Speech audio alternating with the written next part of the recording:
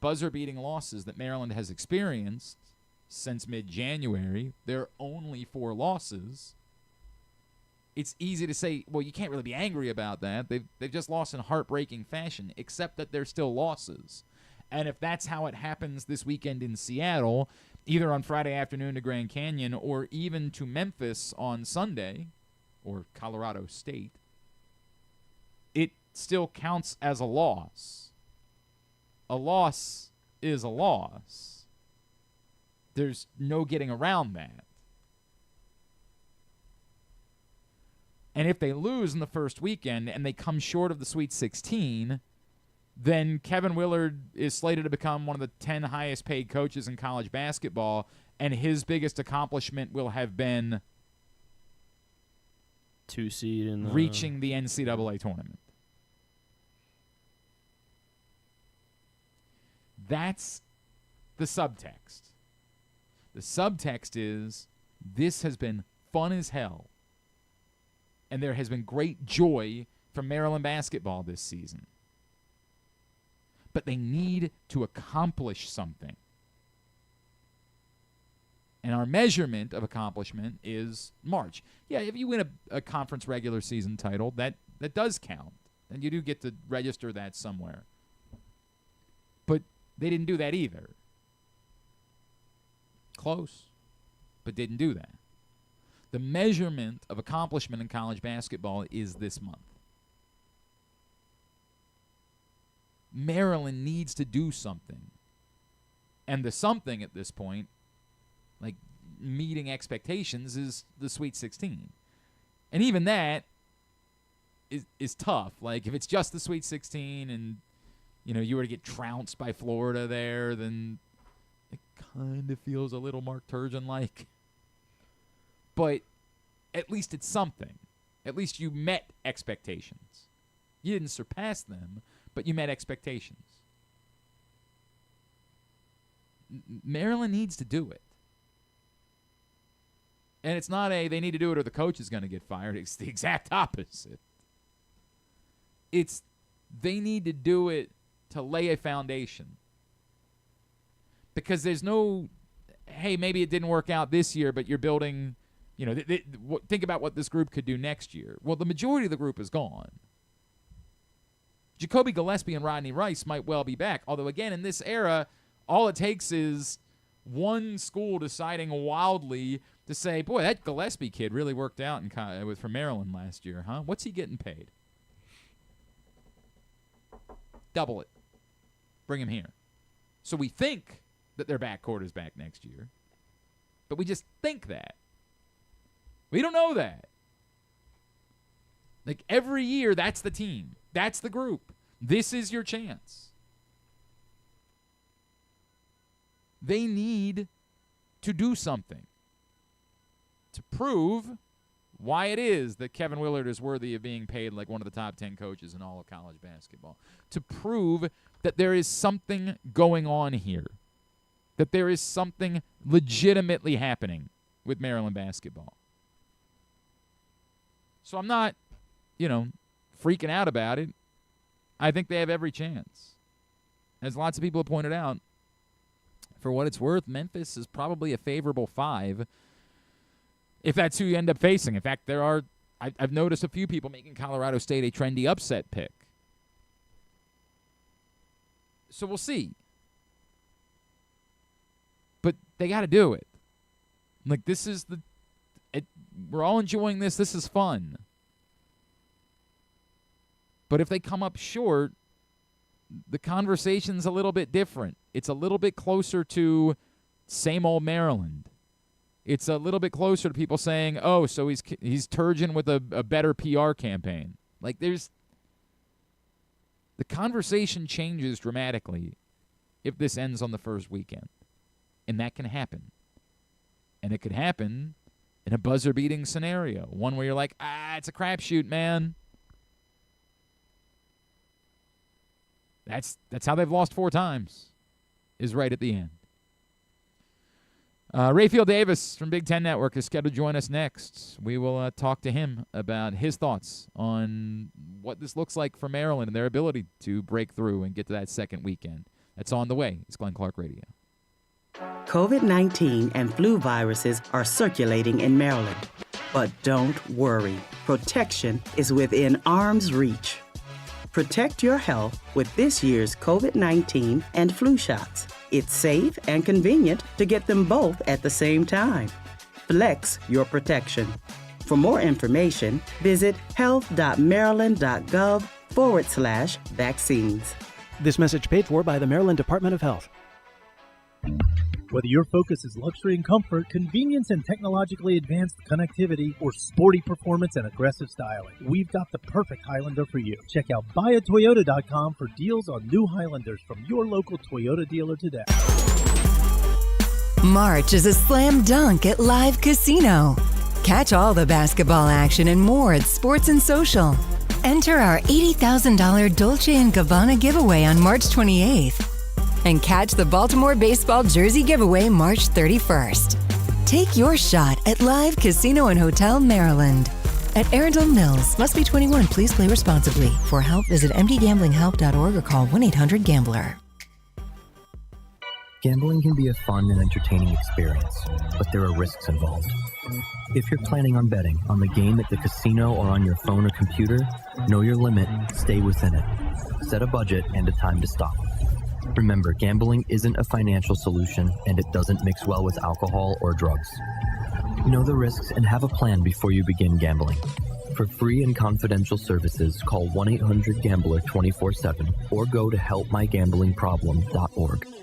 The latest edition of Press Box is available now. On the cover, Glenn Clark and I sit down for a Q&A with Orioles owner David Rubenstein, discussing what he learned from his first year as owner, his goals both on and off the field, and his involvement in baseball decisions. Also inside, Brooks DeBose profiles new Oriole Tyler O'Neill, and we meet college lacrosse players from around the state. Press Box is available for free at over 500 locations throughout the region, including 60 Royal Farm stores.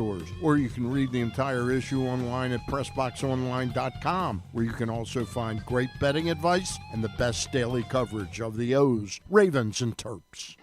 Contrary to what some people believe, I actually like this guy when he sleeps. Glenn Clark, talking sports. Back in here on GCR as we continue along on a Monday edition of the program. Thank you, John Proctor. Proctor got in this morning. Thanks also to Paul from Ovilando, who got in. Appreciate him. And Paul, young Paul from Ovilando, who's actually Eric from maybe Ovilando or maybe not. Eric, Paul's son, got in as well. And Brian Powell did pay. So Brian Powell's in. Bracket contest. It is live. Get in. Glenn Clark on Venmo. Glenn Clark 180 on PayPal. Glenn Clark Radio on Cash App. And we will get you the link. You can get signed up. Again, 50% to the winner, 50% to show your soft side and the incredible work they're doing for animals in our community. So get on it. Thank you to those of you that are stepping up and getting the job done. I don't know who Joe Burns is. Somebody is already in the group named Joe Burns, and I worry that that's because, like, if you were in the group last year, you have access to the group this year. Make this abundantly clear. If I don't know who you are, if you haven't paid, you're getting the boot. Do you want to talk to James Gist?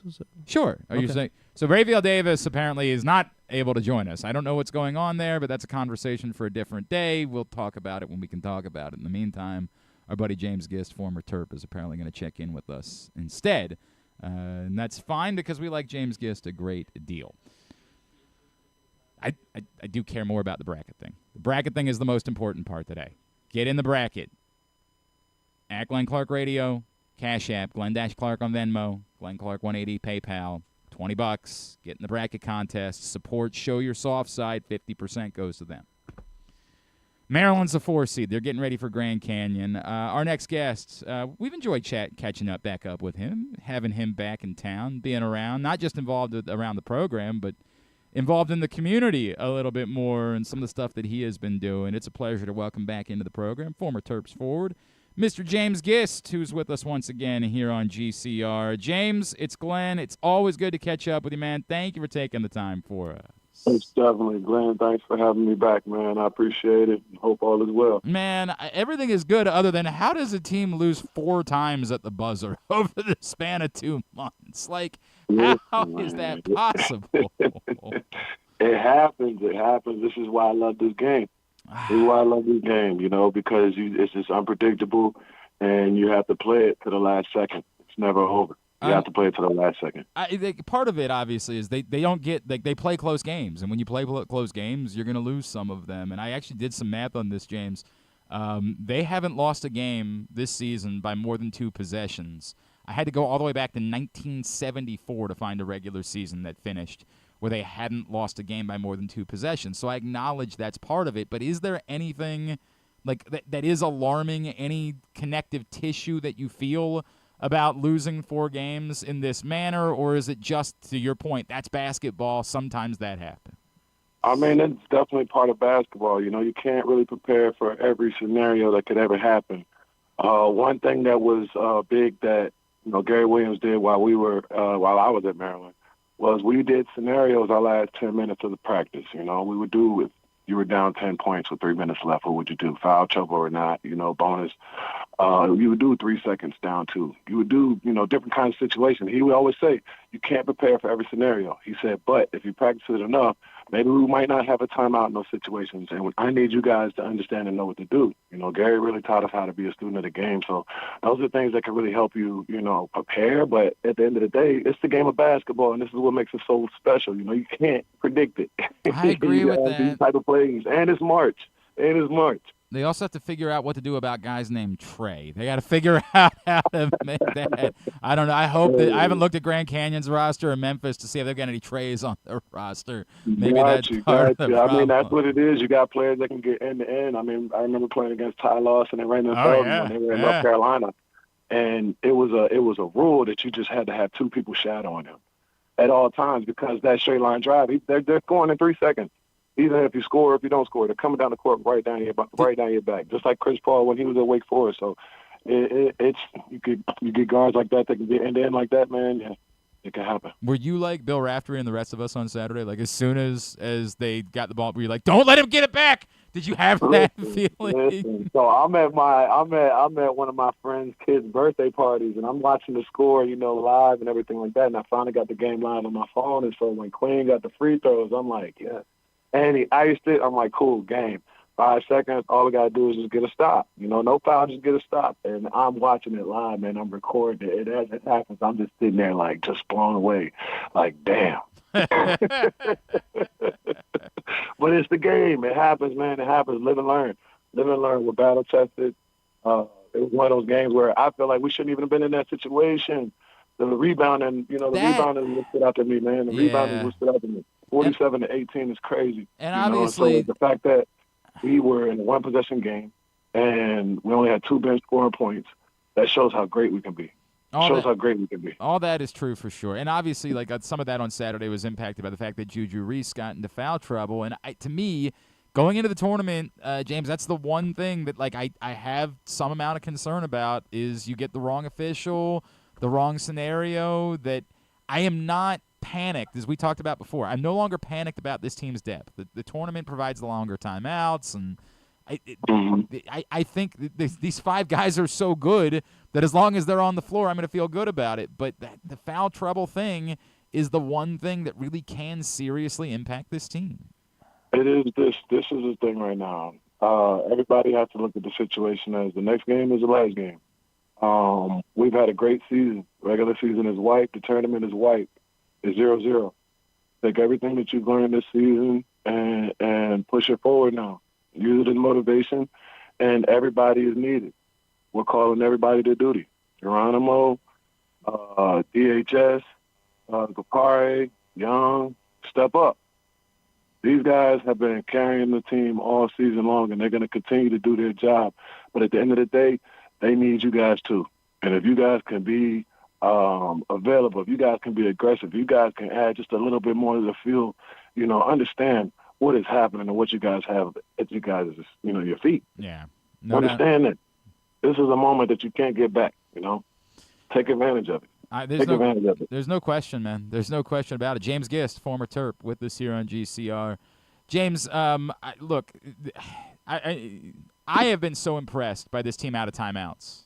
Offensively this season. Like, it just feels like every time they draw something up late in the game, they execute it, and it's one of the things that I'm not trying to make Kevin Willard Gary Williams because, as you know, nobody can be Gary Williams. That's the way that it goes. But there's something there to me where I'm like, wow, that's what I'm used to. I'm used to coaching, making a difference. No, that's an amazing talent. That's an amazing talent as a coach, and he's done a great job. To be able to have plays that are executed at a high percentage at the timeouts, coming out of the quarter, your first plays in the quarter. These are very strategic moments in a game where, as a coach, that shows how good you really are. And the fact that he has a team being able to do that consistently shows, what his mindset is as far as his team winning. And you see how the team has been performing all year. It's just, we got a great fan base. We need everybody right now to just keep pushing and have high energy, man. Be optimistic about this. James, what is it like? What is it about March, right? Like, what's the thing that maybe? And it's not like no one has experience. Juju, played an NCAA tournament a couple years ago, but what needs to be even better? What needs to be even sharper? What do these guys need to do to prepare for this week that might be even different than everything they've been through to this point? Just lock in and continue to play. Don't do anything different. Do everything that's got you guys here. Continue to believe in each other, continue to have each other's backs, because right now you're in the trenches. Nobody else matters except the 12 that's on the team and the coaching staff. You understand? It's just you guys have to lock in and focus right now and do everything that you've been learning all season. And this is the time of year in this next couple of weeks, people can change their lives. This is the special thing about March. You hear about all the great plays, all the fantastic finishes, all the Cinderella teams that nobody expected, the players that nobody talked about. They just show up now. This is where it happens. So this is the opportunity that all these young guys have right now. And, it's March. I just keep saying it. That's the special thing about it. This tournament is one of the biggest things that's watched across the world. It's been in the States for a long time, but everybody pays attention now. With social media and with TV and everything that's going on with technology now, everybody has access. So it's one of those things where everybody's watching, lock in these next 2 weeks, and, your life can change for everything. Do you worry at all about going out to the Pacific Northwest? Obviously, they went poorly, 0-2 the first trip out there this season. Does that concern you at all for this team going into this week? No, it is what it is. You play who you play. The biggest thing that bothers me about this bracket is the fact that Maryland is no longer in the ACC. You have a chance to put Maryland against Duke. And they have a chance to be in Newark. And you have a chance to have that stadium full with Duke fans and Maryland fans. And we don't get that opportunity. I want that opportunity, man. But at the end of the day, it doesn't matter who you play. You go out west, okay. When I played, we played Davidson. I had to go. We went up to Buffalo. It just is what it is. You play where you play, and it doesn't matter. You got to show up. I don't know that people realized back then how amazing it was that you guys beat that Davidson team. Not a lot of people did that over the years. Steph Curry was a freshman. Put up 30, man. Yep. Put up 30, and everybody was talking about they don't think he's ready for the NBA. This young kid, he's too small. He can't. Man, look at what he's doing and how he's doing it. He was never a college player. man, you could tell immediately. You're like, yo, this kid. He was special. You got to think we had DJ Strawberry, who was one of the top defenders in the country at the time. We had the top defensive team in the country at the time. We were all athletic. Me, Kenny Beckway, DJ Strawberry, and other guys as well. But he came out, and it looked so easy for him, effortless. Is he knew he was going to be special. Is getting shipped out west something that can create like a chip on the shoulder, or is that too wonky, like to get guys to care about? Like, hey, do you try to play the disrespect card? Like, they're making us go all the way out here. They don't. Can you do that? Don't think about it. Whatever you can find as a motivation, whatever you can use as a chip, do that.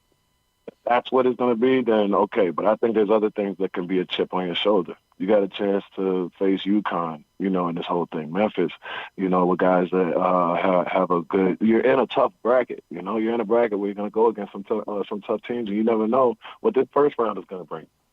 So, guys got to lock in. It doesn't matter where you're at. The location should never matter. I got shoes in the back of my truck right now with a basketball just in case I got a hoop. Yeah, well, I know you're doing – we're going to talk about what you're doing. It might be good news for you that it's the West Coast because it can't end before 2 o'clock on Sunday. Right. We'll tell you, let you tell them a little bit more about that in a second. James, has it become – have we gotten to the point now where this team, because of their success this season – it would be a disappointment if they don't get out of the first weekend? It is what it is, man. It is what it is. show up and play. You know, the way the cookie crumbles is just the way it does. But if you do what you guys have been doing all year, you don't have to worry about being home on the first weekend.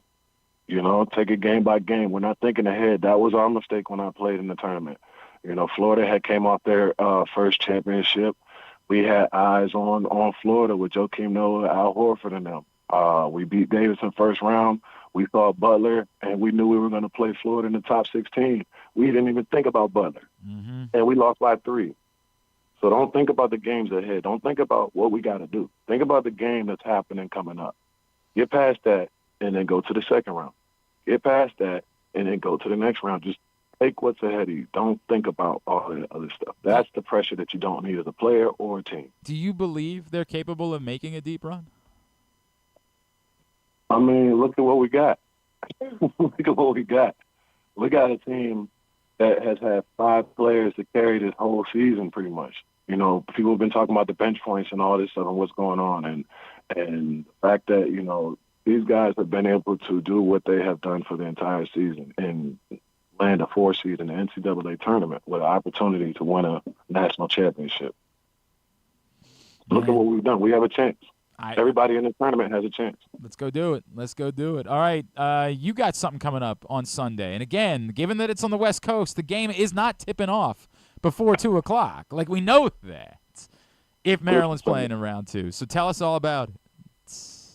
Yeah, so definitely. I'm running a pick-and-roll clinic. James Gibbs, Skills and Fundamentals pick-and-roll clinic. I'm running it in Gaithersburg at You Reach I Teach Academy. And basically it's a pick-and-roll clinic, and I'm doing it for kids that's 12 and older. The kids that are turning 13 this year, these are kids that are getting ready to go to high school, and for kids that are pretty much in high school getting ready to prepare for college. You know, pick-and-roll is a very essential part of the game. Everybody runs it. You know, you have to understand it. And right now you hear about college coaches not looking for high school players so much anymore. Unless you're a Derek Queen, or unless you're one of these guys that are coming out with your 5-star recruit, you know, like a Baba, they're probably not looking your way. They're looking at the portal. They're getting guys that have been established, that understand time management, that understand what it means to be a student athlete, that understands, you know, professionalism, because now they're learning that now. They're not going to waste their time with the high school player. You know, not saying that won't work, but let's not fall through the cracks because you don't know what a pick and roll is, or you don't know the strategy and how to run it, or, you know, set the screens on it. You know, there are different reads and things that you can do from it. I think it's a valuable lesson that people can learn from. So I'm just giving the opportunity for it. And, you know, I'm trying to get my face back out in the community. My goal is to be a coach. I'm hoping, you know, with the season coming to an end soon, that I can find an opportunity either in college or NBA. That's my goal. So I'm just right now, in the meantime, just running these camps and clinics on Sunday, the 23rd. If you have time, show up. We have limited spaces. So I'm really looking forward to just, you know, being an impact in the community like this. This is my thing. I'm back home now. 16 years retired after playing. It's just amazing to be back home now and enjoy all of this stuff that I couldn't do before. jgskillscamp@gmail.com if you want to find out a little bit more. And remind me, you're on Instagram as well, right? Yes, sir. Yes, sir. Marcel Gist. Marcel Gist. Give him a follow. follow. My handle. I'm posting. I'm active. I got a live account, man. So tap in, follow. Please show support. James, always appreciate you, man. Thanks for hopping on with us last minute this morning, and let's talk again real soon. Go Terps. I appreciate it. Terp Nation, stand up. That's our guy, James Gist, with us here on GCR. I appreciate that James is very much in the place of like, hey, just go play. Like I'm trying to ask him the kind of the nitty gritty, like, does this matter? Does this matter? And he's like, none of that. Just go win. Let's see if Jeremy can give us like a little bit of perspective, betting wise, on what to make of all of this. But Maryland, obviously, Friday afternoon, 4:30. Bad timing for me. It's like the only time that was bad for me. That and Saturday night. This Friday? Got a game at 5 o'clock on Friday. Well, really disappointing that they didn't reach out to me first. Really disappointing that I know when I saw that they were in Seattle, I was like, oh, so this is going to be like a late. Yeah, I could say like maybe the late Friday night thing. Yeah, no, I guess it'll be the first game will be tipping at 11 local. Or 11 local time. Jeez. On Friday. Whatever. These are college kids. They're fine. But I assume that means you try to get out there early and get acclimated It's also probably better that it's Friday than that it would be on Thursday going west. I assume that's the plan, but I actually don't know that. I don't know if that was addressed last night. Yeah, go play. I get it. I get why someone like James Gist is just like, I don't. Just go play. Just go play. I hear you, but the rest of us, we're looking for answers. We want to know ahead of time what's going to happen. That's the way that it goes. All right. Jeremy Conn's going to join us at the top of the hour. We will spend a little bit more time talking about the bracket and talking about did Maryland get screwed by this. But James brings up the possibility of it could have been Maryland Duke in the Sweet 16, and that would have been good for basketball. Yeah. And that perpetually makes you always wonder about like I know everybody's bringing up the Bubba Cunningham of this and like the impact that he had. But then you wonder about Mike Krzyzewski being such a – there's a word that I want to use that I probably shouldn't. Go for it. Nope. Come on. And he still, of course, has an office at Duke and still has great power at Duke. And does he say to his friend Bubba Cunningham, I still hate Maryland? So how good would it feel to beat them in the Sweet 16 then, Mike? No. Like, he doesn't want that game. I don't want them playing Maryland. I don't want it. I don't want to do it. Don't put them in that region. And I have no way to know that. But you can't help but think about those things when you look at Purdue being a seed high and they're just saying that doesn't make any sense. None. And these things go into your mind. Like, is that the reason why Maryland isn't in Providence? Is because someone put in word that they don't want Maryland to play Duke. That there's still a lot of... And look, the ACC is going to be dead in a couple of years. And for as strong as a basketball brand as Duke is, they're such a weak football brand that they're kind of getting left out. The power conferences want Clemson. I guess Florida State's still a football power, but like they want those programs. They still seem to want North Carolina, but that's dicey. And somebody's gonna take Duke because the basketball brand is so good, but Duke is gonna be a loser in this. And is there resentment towards the fact that Maryland's departure began the unraveling of the ACC? And the ACC, I don't know what it's going to be. I don't know if they're just going to try to continue as a bastardized conference, sort of like the football version of the Big 12, which isn't fully that. They still have more brands than the ACC would have when it ultimately loses its power. And Duke has had such a charmed basketball life in the ACC. Like, the league has constantly bent over backwards for Duke and for the Duke and Carolina.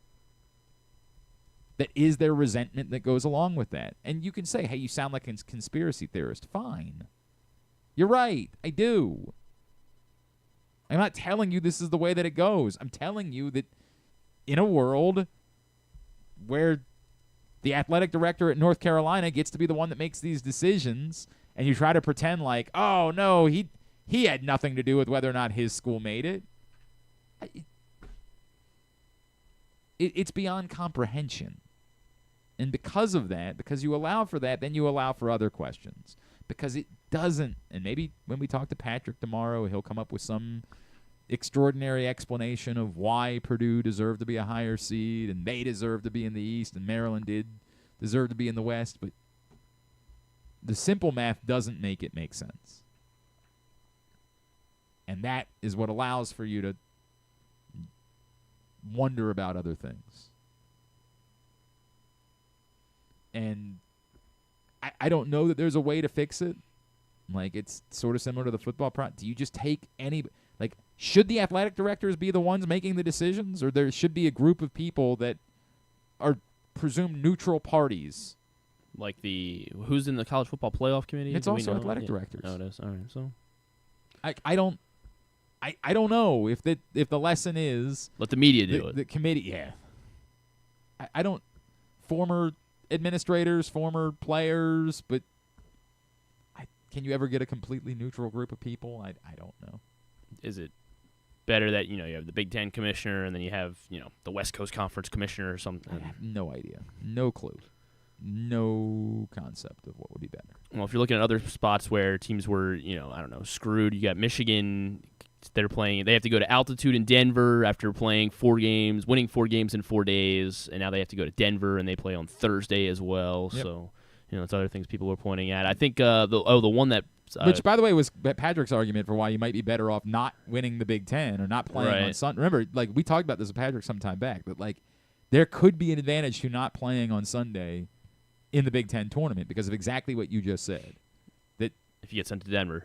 Michigan just had to go through that sort of stretch of games, and now they follow up on it by having to take a trip out to Denver. That now Maryland in hindsight, if you knew they were going to Seattle, boy, is it ultimately better that they didn't play one more game.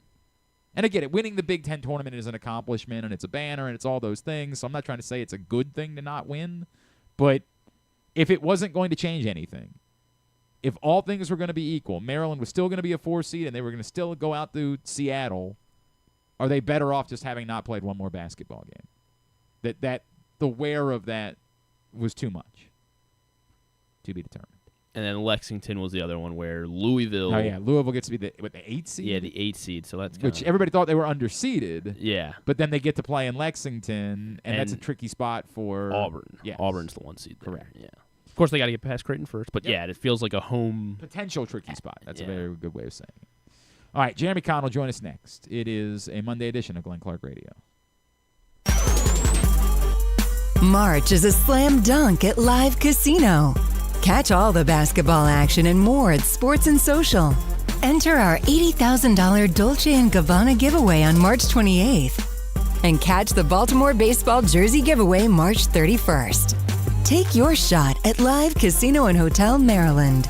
At Arundel Mills, must be 21. Please play responsibly. For help, visit mdgamblinghelp.org or call 1-800-GAMBLER. Driving in Maryland? Did you know an Easy Pass from DriveEasyMD.com can save you time and money? Of course you did, because you are a thrifty driver. An antenna reads your Easy Pass transponder and automatically deducts the toll from your Easy Pass account. Learn more at DriveEasyMD.com. Treat yourself and taste the Baltimore tradition that is the legendary Costas Inn. Hey, it's Stan the Fan Charles. For over 50 years, the Costas Inn has been a Baltimore original, dishing out their amazingly scrumptious, fat, award-winning crab cakes and steamed crabs. Every season is crab season at Costas, so make your plans now by calling 410-477-1975 and reserve your taste of heaven. Sit back, crack some crabs, and watch the Ravens chase down another title on Costas' 15 TVs. On Monday nights, Costas offers their half-pound jumbo lump crab cake with 2 sides for under $30, and there are nightly specials Monday through Friday. So head on down to the Costas Inn at 4100 North Point Boulevard or visit them at CostasInn.com. Gambling can be a fun and entertaining experience, but there are risks involved. If you're planning on betting on the game at the casino or on your phone or computer, know your limit, stay within it. Set a budget and a time to stop. Remember, gambling isn't a financial solution, and it doesn't mix well with alcohol or drugs. Know the risks and have a plan before you begin gambling. For free and confidential services, call 1-800-GAMBLER 24/7 or go to helpmygamblingproblem.org. COVID-19 and flu viruses are circulating in Maryland. But don't worry, protection is within arm's reach. Protect your health with this year's COVID-19 and flu shots. It's safe and convenient to get them both at the same time. Flex your protection. For more information, visit health.maryland.gov/vaccines. This message paid for by the Maryland Department of Health. Coming back in here with Glenn and the other guy, Garrett, whatever his name is. You know who they are. You know what I did since we didn't have a Maryland game to watch yesterday, and I was worried about the weather. I remember we were going to try to go to a baseball game, but the weather was, although, boy, that was blown out of proportion, right? Like, it's going to rain all day. I don't know that it rained until at night. It definitely did. I took the kids. We went to the Baltimore Blast game. I hadn't been to a Blast game in forever. Boy, they had a great time. It was a thriller. Came down to 1 goal difference in the closing seconds. Unfortunately, they lost, and the kids weren't happy about that. But, man, we had a lot of fun. That was a good time hanging out over at Towson for that. All right, let's see if this man can help us as we go about. Again, we're doing a charity bracket contest. Had some few other people get in. Thank you. Let's go. Let's get this thing filled up. $20, 50% to the winner, 50% to show your soft side. John Colson, get in. Let's get this thing filled. Let's see if this man can help us out in filling it out and how we're going to bet next couple of weeks, of course, in the Big Bad Morning Show. Over on 105.7 The Fan and ConcreteLocks.com. He's our pal, Jeremy Conn, and he's back with us now here on GCR. What's going on, dude? How are you? What's up, man? I thought you said 50% goes to the Glenn Clark Radio Foundation. No, Is man. that true? I wish. God, I would like to have 1% start going to the Glenn Clark Radio Foundation. No, we're taking care of Show Your Soft Side. You know how much Show Your Soft Side means to me and the great work they do with animals. It means a lot to me, too. So. I know. Yeah. So, yeah, we're taking care of them and just trying to do $500 to the winner, $500 to them. That's the concept of what we're doing. So at some point, I'm going to need you to retweet it or something like that. You let me know. Yeah, once I see it, I'll put it out there. If you tag me in it, or I'll go looking for it after the interview. I appreciate you, pal. You're the best. All right, so I'll get in too. So. Yeah, thank you. God, you're handsome. Look at everything that you've got going on in your life. You don't. Hey, I got complimented today. I'm wearing a blue hoodie, and someone said, "Hey, it really makes your eyes pop." And I said, "I know." So I was being the confidence. I heard that's something you got to have. Knew what I was doing when I woke up this morning. But you're not a White Lotus viewer, are you? I love White Lotus. Okay. Do you stay caught up? I know it was late last night, so I'm assuming you haven't watched last night yet. So I was up late, and so I watch it with my wife. So usually we watch it on Mondays. Okay. I was cheating a little bit last night because I was in bed, and I'm like, I really wanted to see what happened after last episode. So I love this series, man. Like each one. And the fact that they have the weird incestual stuff with Arnold Schwarzenegger kids makes me so happy. So I know this is a spoiler alert because if you didn't watch last night yet, something occurred that for everything they've done on this show is like over the top. Everything is over the top. That's the existence of this show. It's overacting. It's absurdity. But this is the peak of the. It was the first moment where I said, "Did they go too far?" Like, what? You know who writes this series, don't you? I know it's Mike White, right? Yeah, so he was the guy in School of Rock. He was the teacher, that Jack Black's roommate. And, I think he's been like a comedy writer and like just, writing stuff. Because I feel like White Lotus has a little bit of everything. It's going to make you laugh. It's going to make you cringe. And in the storylines, there's like 5 different storylines that are kind of wove together, That's what I like in the nature of a whodunit, and you don't even know what the crime is, and that's part of what makes it great. Like, you don't know what the crime is, but the entire thing is set up around the concept of a whodunit, and it all works. Like, there are times where you'll get frustrated and be like, "Come on, let's get to it," right? Like, there's a little bit too much drag, and then you're like, "Oh no, that's what we like about this show is we want the drag and just the overacting of the mundane." Like, there's so much mundane. Can we talk about Jason Isaac's hog or no? Oh, we can absolutely talk about that, man. By the way, did you think that was real or prosthetic? It felt real to me. I don't think I should say that, right? Yeah. Okay. Are you a Gemstones guy too?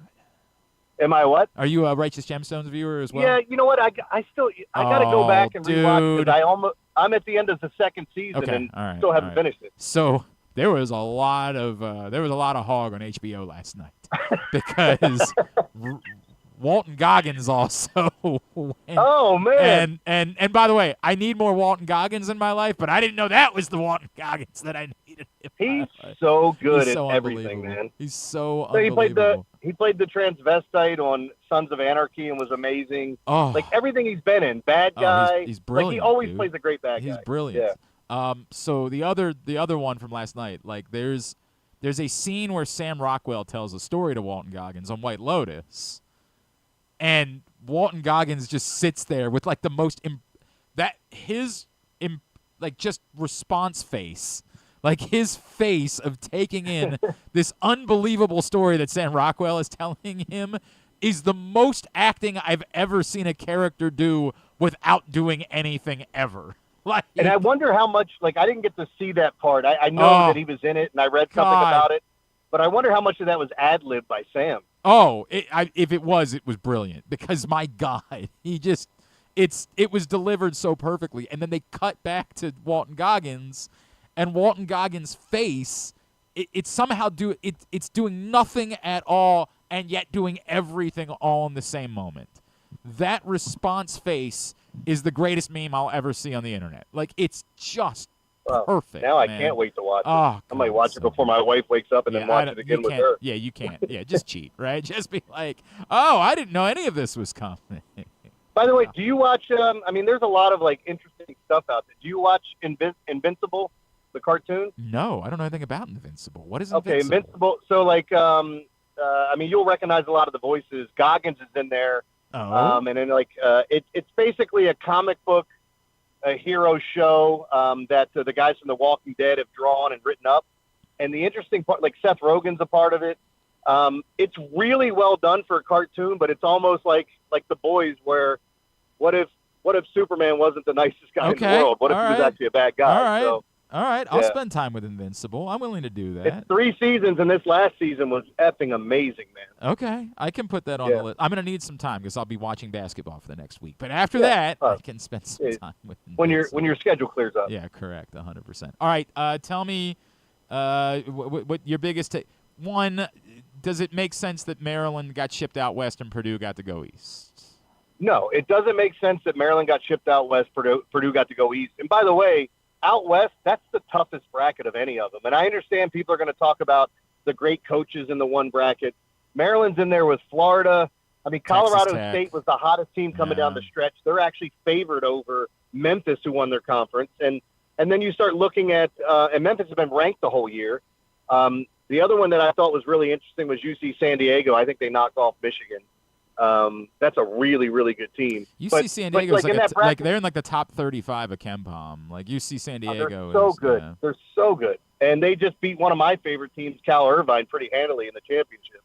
So, but the other part of like that bracket, like the teams that I like I think Texas Tech is poised to make a run. That's a really good team that kind of, it flew under the radar a little bit, but they're very similar to Maryland in their rankings with KenPom and how everything plays out. So they're a team that I was interested in. And all these teams that I like, Drake, they're all in the same damn bracket. And I'm going, man, that's messed up. I hate that they did that to them. So do you venture into any of the, this just came up sort of organically on the show. All of the conspiracy theory stuff with North Carolina and Bubba Cunningham, I get it. I completely understand. And this is what you get when you have a system like this and you get this result, you've earned all of the questioning that's going to come your way. I was thrown out this conspiracy of, is the power of Mike Krzyzewski preventing Maryland from being in Duke's bracket because he's still not over Maryland leaving and ultimately, setting in forward the downfall of the ACC. And so he so desires Duke not to ever play Maryland again that he called his buddy Bubba Cunningham and said, make sure we're not in the same bracket. I don't know if I buy it like that, but like the fact that UNC got in, I think there's something there because like Bubba's not even in the room, but he is a UNC grad. And and I understand if you're looking at the competition committee and you're trying to figure out who should be in, I mean, we're arguing about who the 60th best team is or whatever, or 55th. So in the grand scheme of things, it doesn't matter. But West Virginia should have been in over UNC. I think just about anybody should have been in over UNC. Yeah. They 1-11 against the quad one team. There's no resume there whatsoever.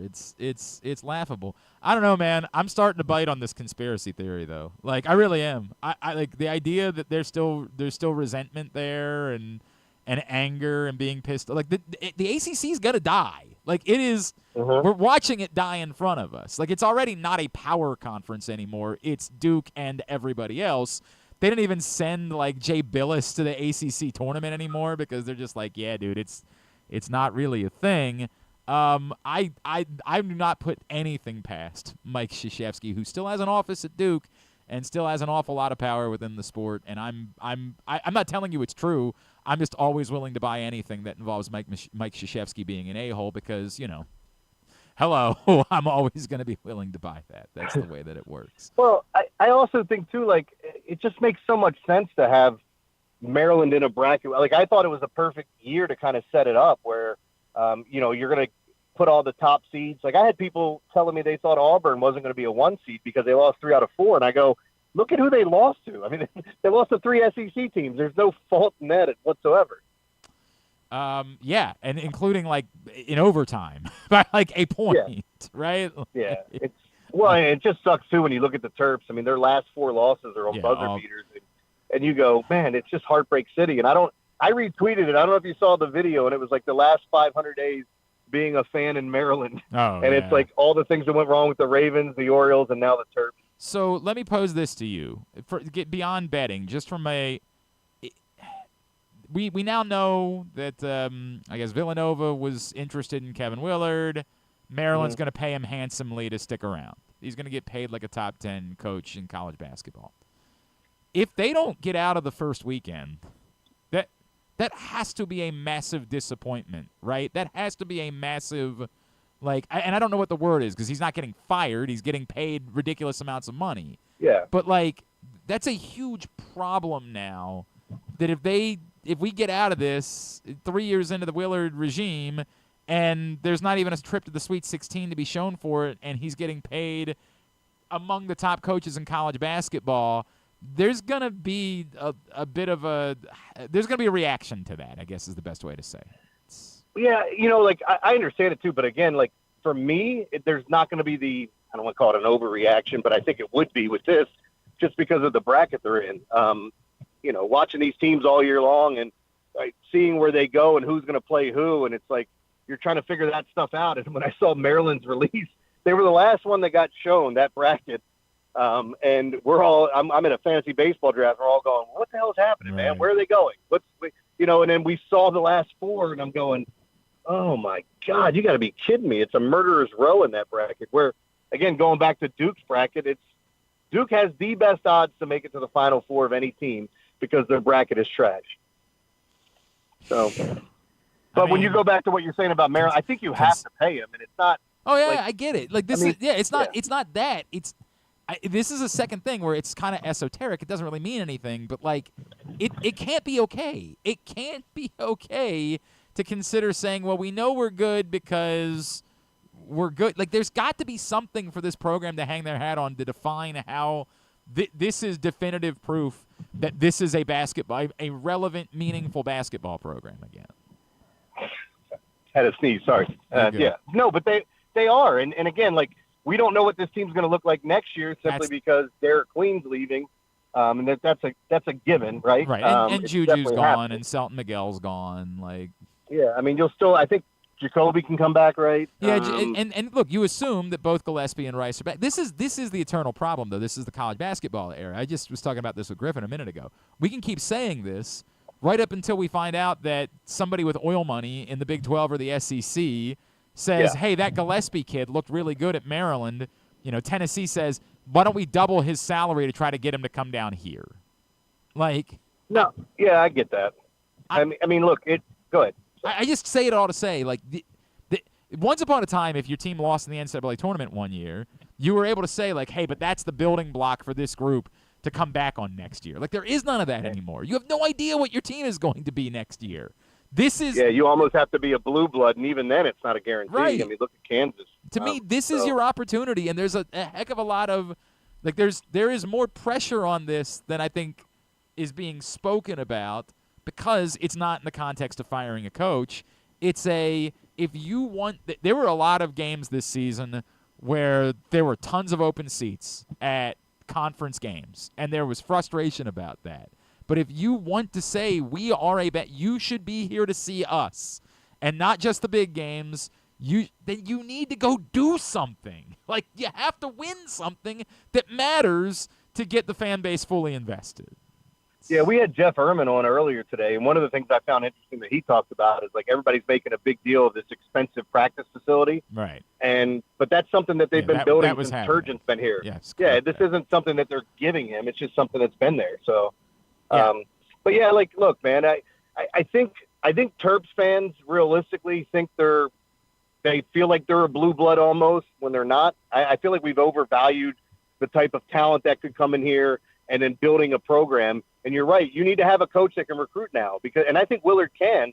So that's why I'm saying you pay him. I know he can coach. I've seen him in game and I've seen the adjustments he's made in games. It is kind of worrisome to see you lost 4 games on buzzer beaters, but look, it's basketball. Goofy things happen. Sure. I wouldn't be surprised if they lost their 5th game with buzzer beaters. It's March Madness. But I do think paying him and keeping him is imperative. And then it's interesting to me because I did the show with Patsos on Friday, and Jimmy was like, I don't remember if it was on there or off there. He goes, the one place I think that he would leave to take is Villanova. And then sure enough, Villanova opened up this weekend. And look, until it's done, you never know how these things work. But I'm with you. I get it. You have to do it. You have to pay him. But there has to be something on the other side, too. They have to accomplish something. They have to have and to me, the Sweet 16 is the bare minimum now of accomplishment. There's just got to be something that you do that makes everybody say, okay, there's something happening there. All right. Well, that's why I said, real quick, if I were in charge and I'm the Terps and I saw Owen Freeman from Iowa went in the transfer portal, that's the first guy I'm calling. Well, apparently, yeah. That also sucks too, right? That like the transfer portal opens while you're getting prepared for the most important game. This is sort of like the college football problem, where coaches are interviewing for jobs, or the NFL problem, where coaches are interviewing for jobs at the same time as you're trying to get ready for your biggest games of the year. Like it's nonsense that this is the way that it works. That you're doing transfer portal shopping at the exact same time as you have to prepare for the NCAA tournament. I mean, there's a lot of things that I guess it's not going to be fair to somebody, no matter how you do it. Kind of like when the coaches are being interviewed during the playoffs in the NFL, what you just talked about. Like, there's a bunch of those where you're going, man, I don't think this is right or fair to the other people, but one way or another, it's going to screw over somebody, I think. All right, you have a sleeper. You have somebody. You brought up a couple of those first round games. Somebody you think has a deep run in them that's a lower seed? Yeah, I think Texas Tech, not a lower seed. I think they can. So I do like them quite a bit. The other team, like coming into the tournament before I saw the seeding, like I was big on Clemson, Maryland, and Texas Tech. I don't like Maryland's seed at all, and they're where they're at and who they might play. The other thing that kind of shows out for me when looking at some of these other teams, I was a big Cal Irvine guy, but that UCSD, I think they knock off Michigan, and I think if you're going to take a double-digit seed to make a run, that's where I would look. And again, going back to it, Colorado State is a 12 seed. They're favored over a 5 seed. There's something there. I saw Dick Vitale had him beating Maryland too. In fact, Vitale. They've been the hottest team in the country, man. They've been just demolishing teams. It's very interesting. Very interesting. What else is going on in your world? What else is on your? Are you still? Does this still mean to you the way that it did? Like to me, this was always the most glorious week of the year. This was. Yeah, those first 2 days, there's nothing quite like it, man. Like that's what I really like, and like I argue with people for years about this. People love the idea of upsets, but they don't actually love them because it ends up leading to further down the line of, we got this matchup. I didn't want to see them. Because I want to see the best teams play the best teams. And I see that's where you and I actually separate. Because to me, the first 4 days that's the NCAA tournament. Like once we get past that, it's almost like the NBA playoffs to me, right? Like that's not. Well, and that's why I'm saying I want to see the best teams the next weekend. Like I don't mind an upset or two here. I'm so at that point. It's God. I'm trying to describe this intelligently. It's just a sporting event to me after the first weekend. The first weekend is glory, is shut everything down. The joy you're getting in your life is watching. After that, it's just any old sporting event. So whoever's involved, and I get what you're talking about because nobody was really interested in San Diego State playing Florida Atlantic in the Final Four a couple years ago, although as it turned out, it was a hell of a game and had a great finish, right? But that's just who we are. We just sort of say, oh, well, we'd rather it be the big dogs. Whoever's playing at that point, I'm going to watch. I want the joy of the magic of those first 4 days. And so I know what you're saying, but give me chaos. Like, give me all of it. Give me utter, unbridled, nonsensical chaos.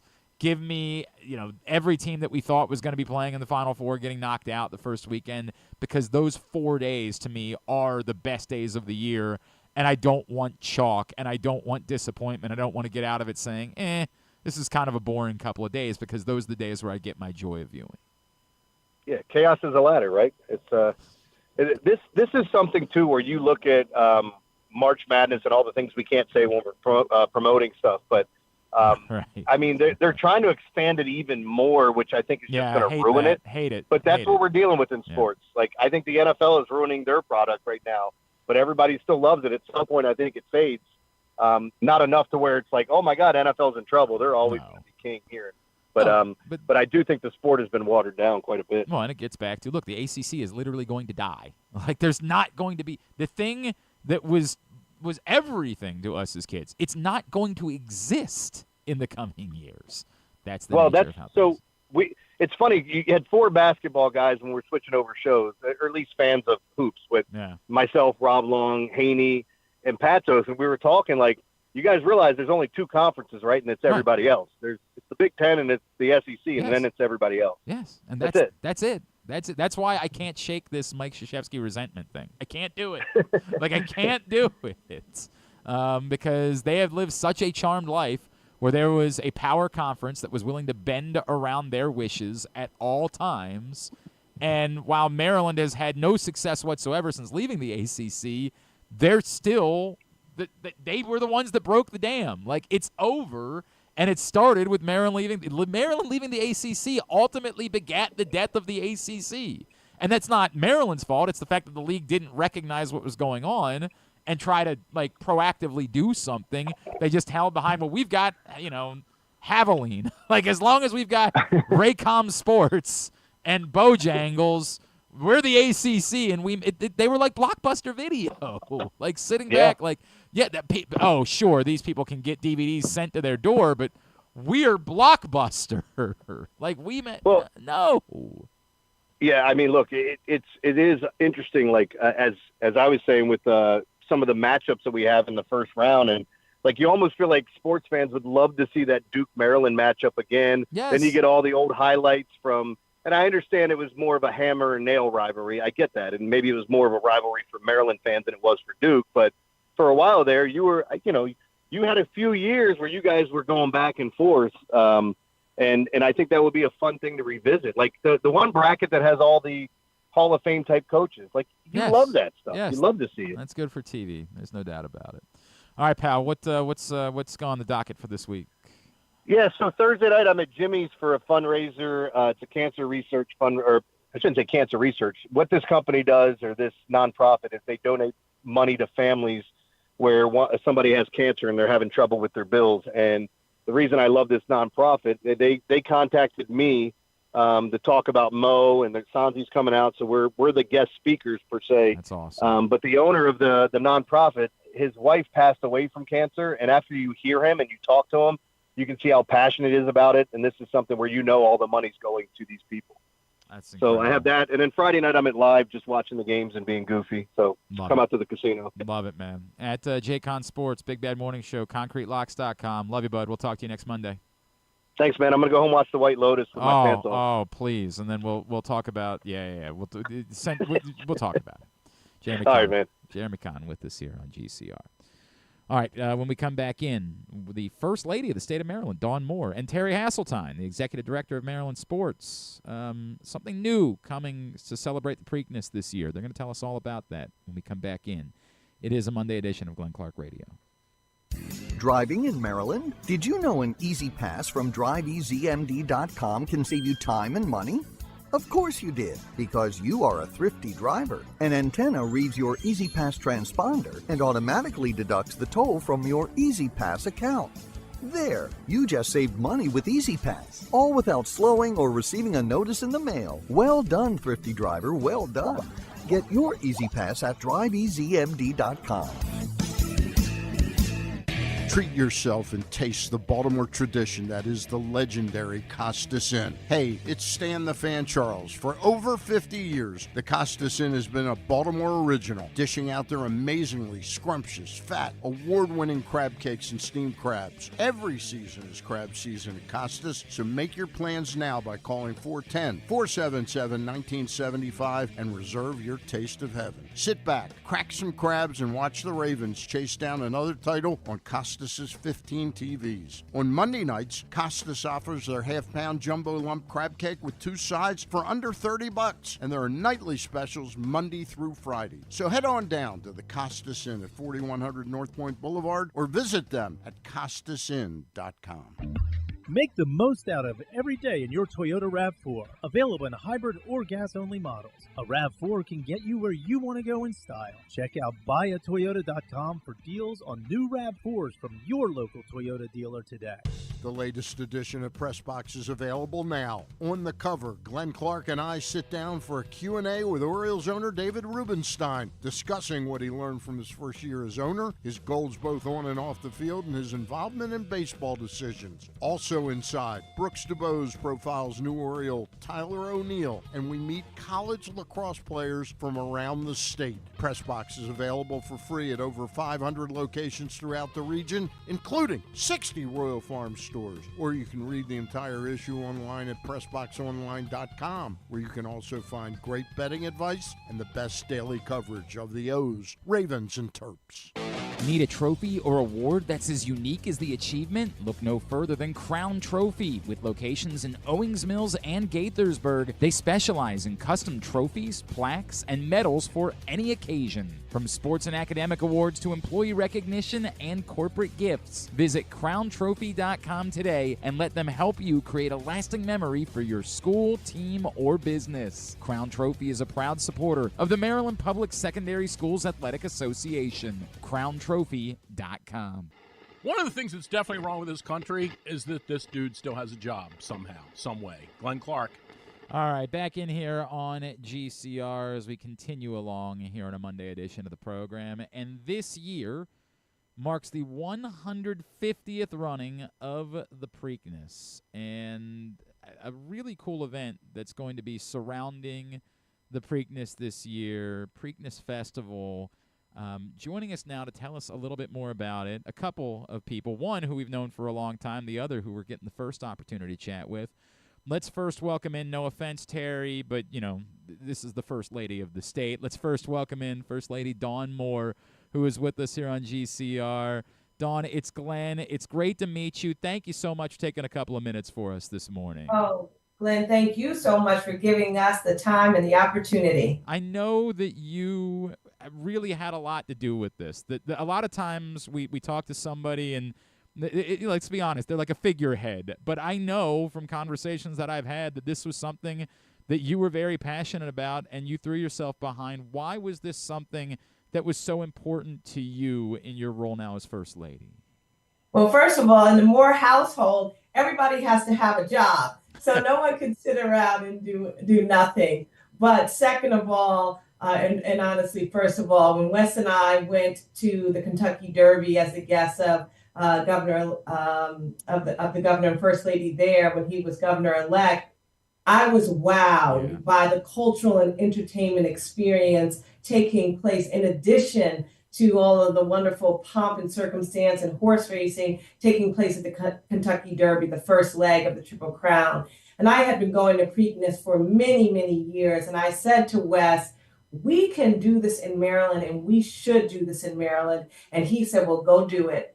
And so we pulled together a tremendous team to include Terry, who's on here of the sports corps. I hear you're going to have David Rubenstein on as a guest. He's one of our co-chairs. We've got Mike Henkin from Brown Advisory and Exelon, Calvin Butler. So a lot of wonderful business leaders have come together. Community leaders, state partners, city partners have come together in the spirit of partnership to make this happen. I think it's incredible, and I'm with you, First Lady. I've been to the Kentucky Derby 3 times in my life, and I've always had the same feeling that you did. Like, boy, this is cool.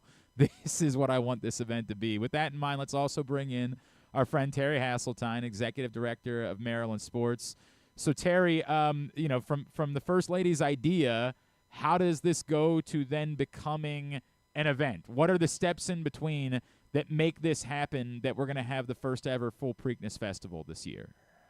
Well, first you have to have the generation of the idea, which the First Lady had from her return from the Kentucky Derby. Second of all, you have to assemble a team. And between the First Lady, Christian Johansson, the leadership of the governor and the mayor of Baltimore, basically tasking us to put together the team that can really bring this to fruition. And with the First Lady's leadership, we've been able to assemble, key business leaders across the state, key volunteers, and people who just want to see the same vision come to life. So we've been orchestrating through the Sport and Entertainment Corporation of Maryland, along with the First Lady and leadership of the city, to create a committee structure so that we can evaluate events and opportunities, as well as finding those systematic things that can grow and foster over the course of time.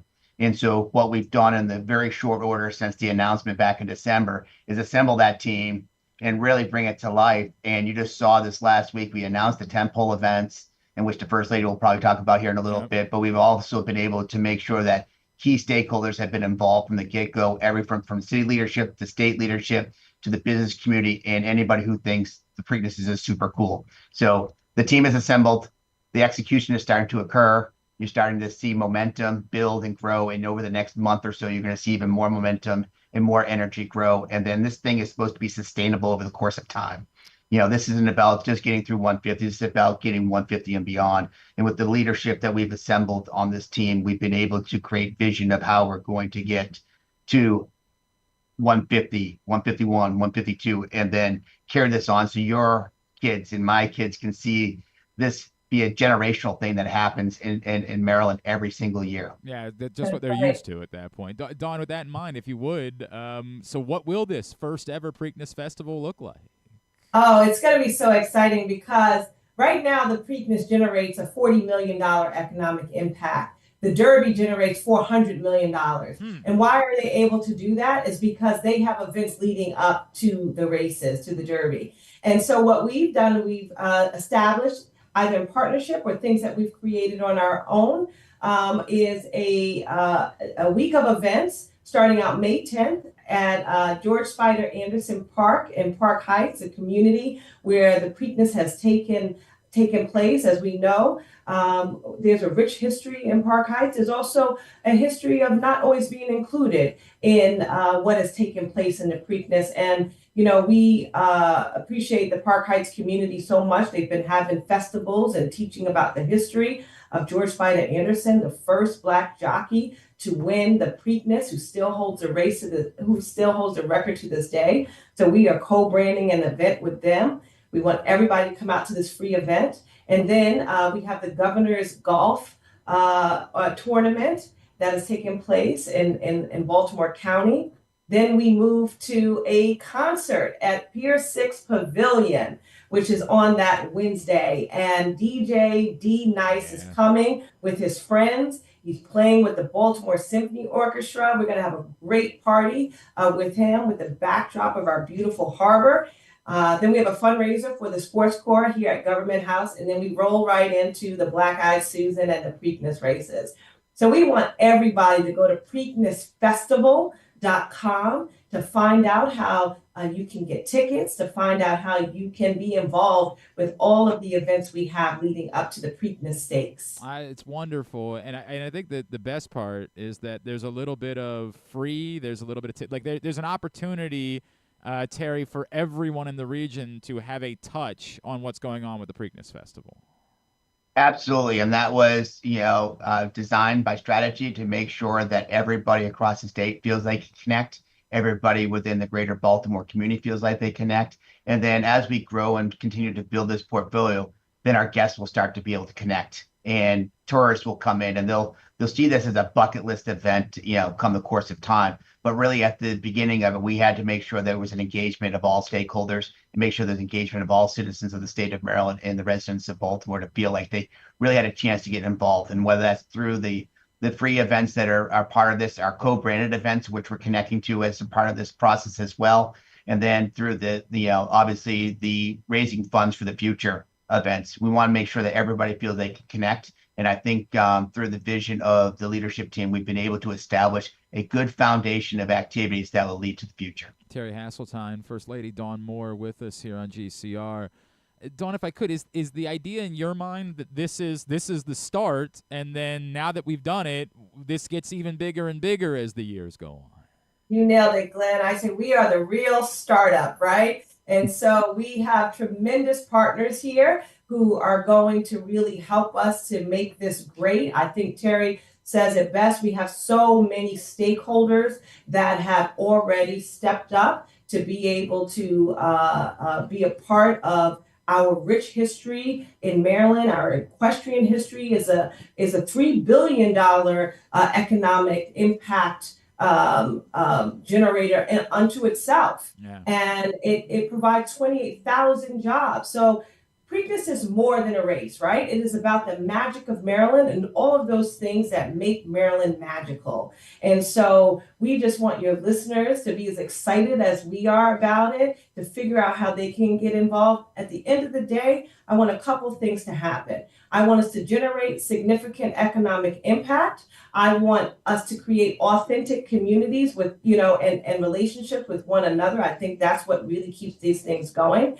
And I want people to say, no matter what they participated in, I went to the Preakness. And then Terry, is it? Can we also make something of the timing that, like, hey, there is a re-envisioned Pimlico coming, and that we want to start making the celebration even bigger for what the future of Preakness is going to be here in a couple of years in Baltimore?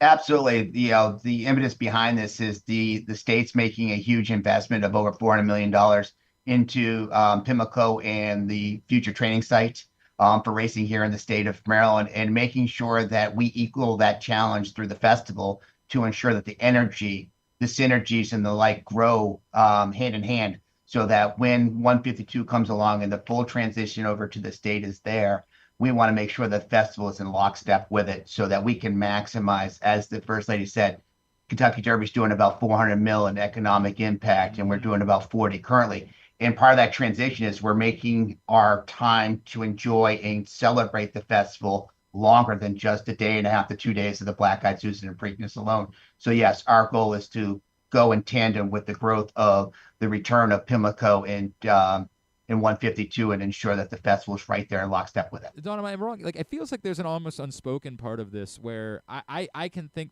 I'll give you my background. My wife has family in Louisville, and so when we were dating, they use the Derby as like hey, we want to see you come down this week, and we made it a regular thing. It almost feels like this is an announcement of, hey, we want you to be visiting the state of Maryland this week. We want you to be planning on it. We want to make this a tent pole, that if there's a time to come to Maryland, this is the time to come, is the weeks leading up to the Preakness. But I would need you to be the permanent spokesperson for the weeks leading up to the Preakness, because you have absolutely nailed it.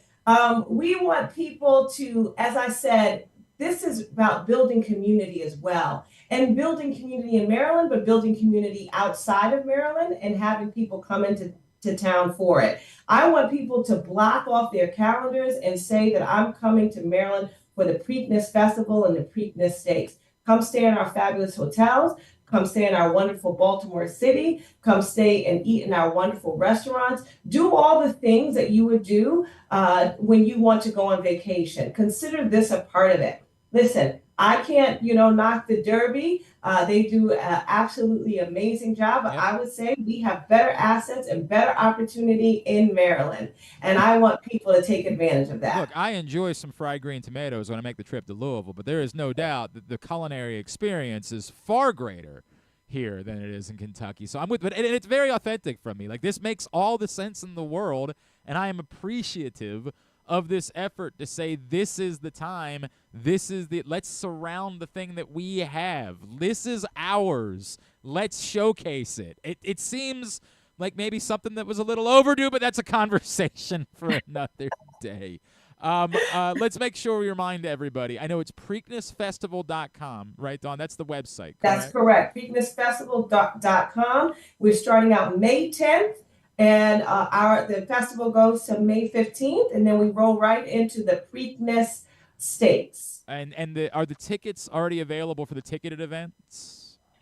So the concert will be going on sale very soon. Okay. So I ask people to sign up, on the website, because we will let you know as soon as those tickets go on sale. People are very excited. They're texting, they're calling, and they're asking. So we're directing them to the website, and we will send out the link to be able to purchase the tickets once all of that is finalized. I love it. I think it's great, and can't wait to see how this continues to grow and touches more and more people in the region and throughout the state.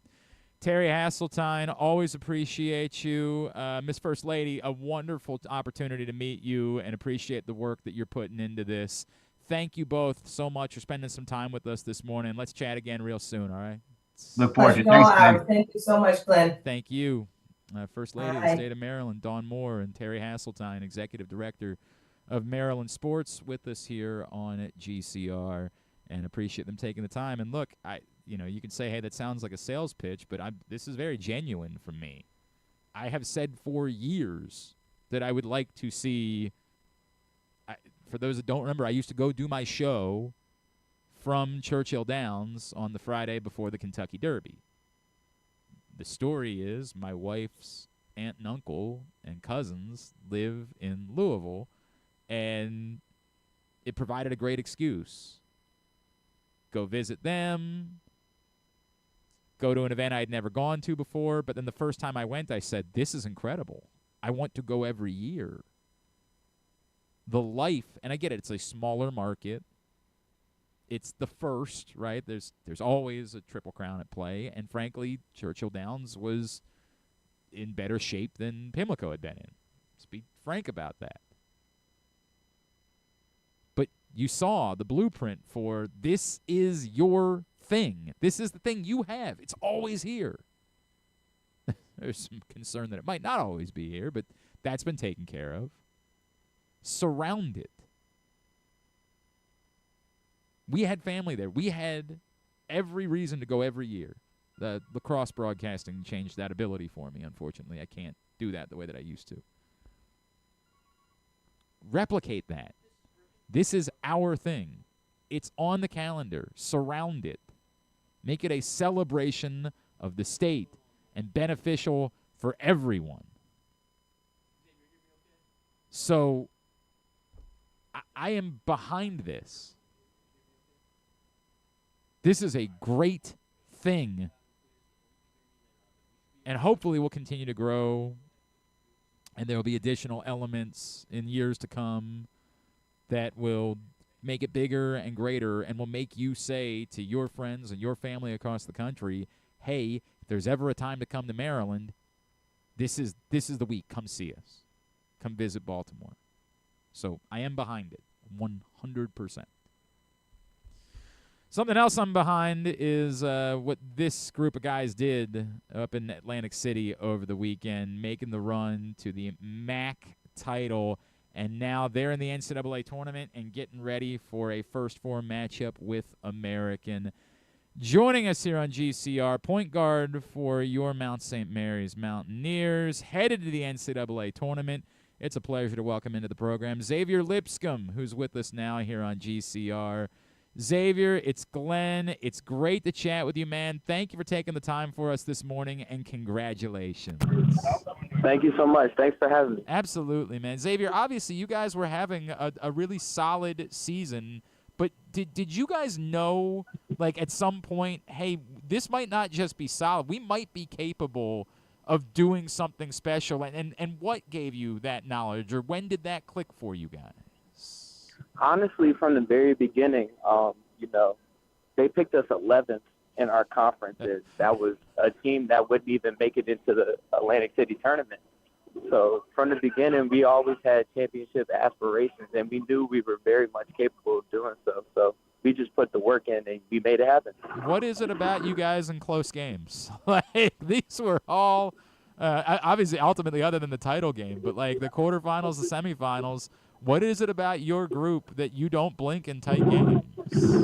It's really just our being resilient and our brotherhood and togetherness.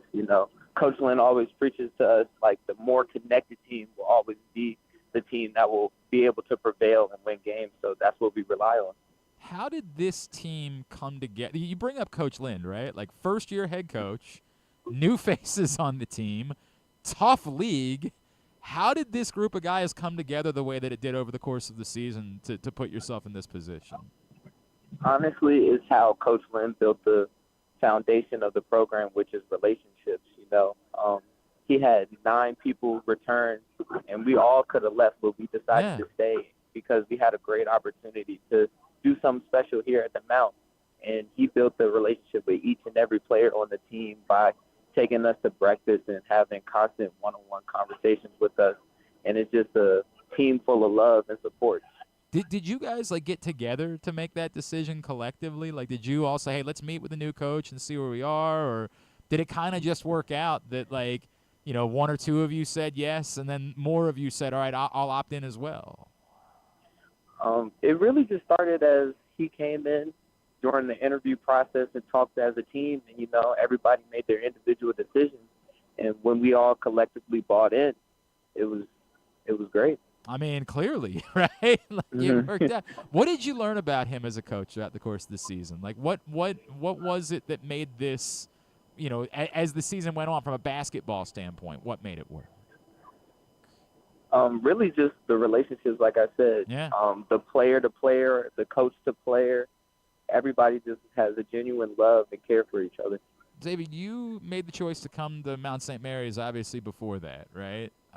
When you decided after Radford that this was the spot for you, I know there's a proximity to home, right, being a DC guy, but what made this the choice for you?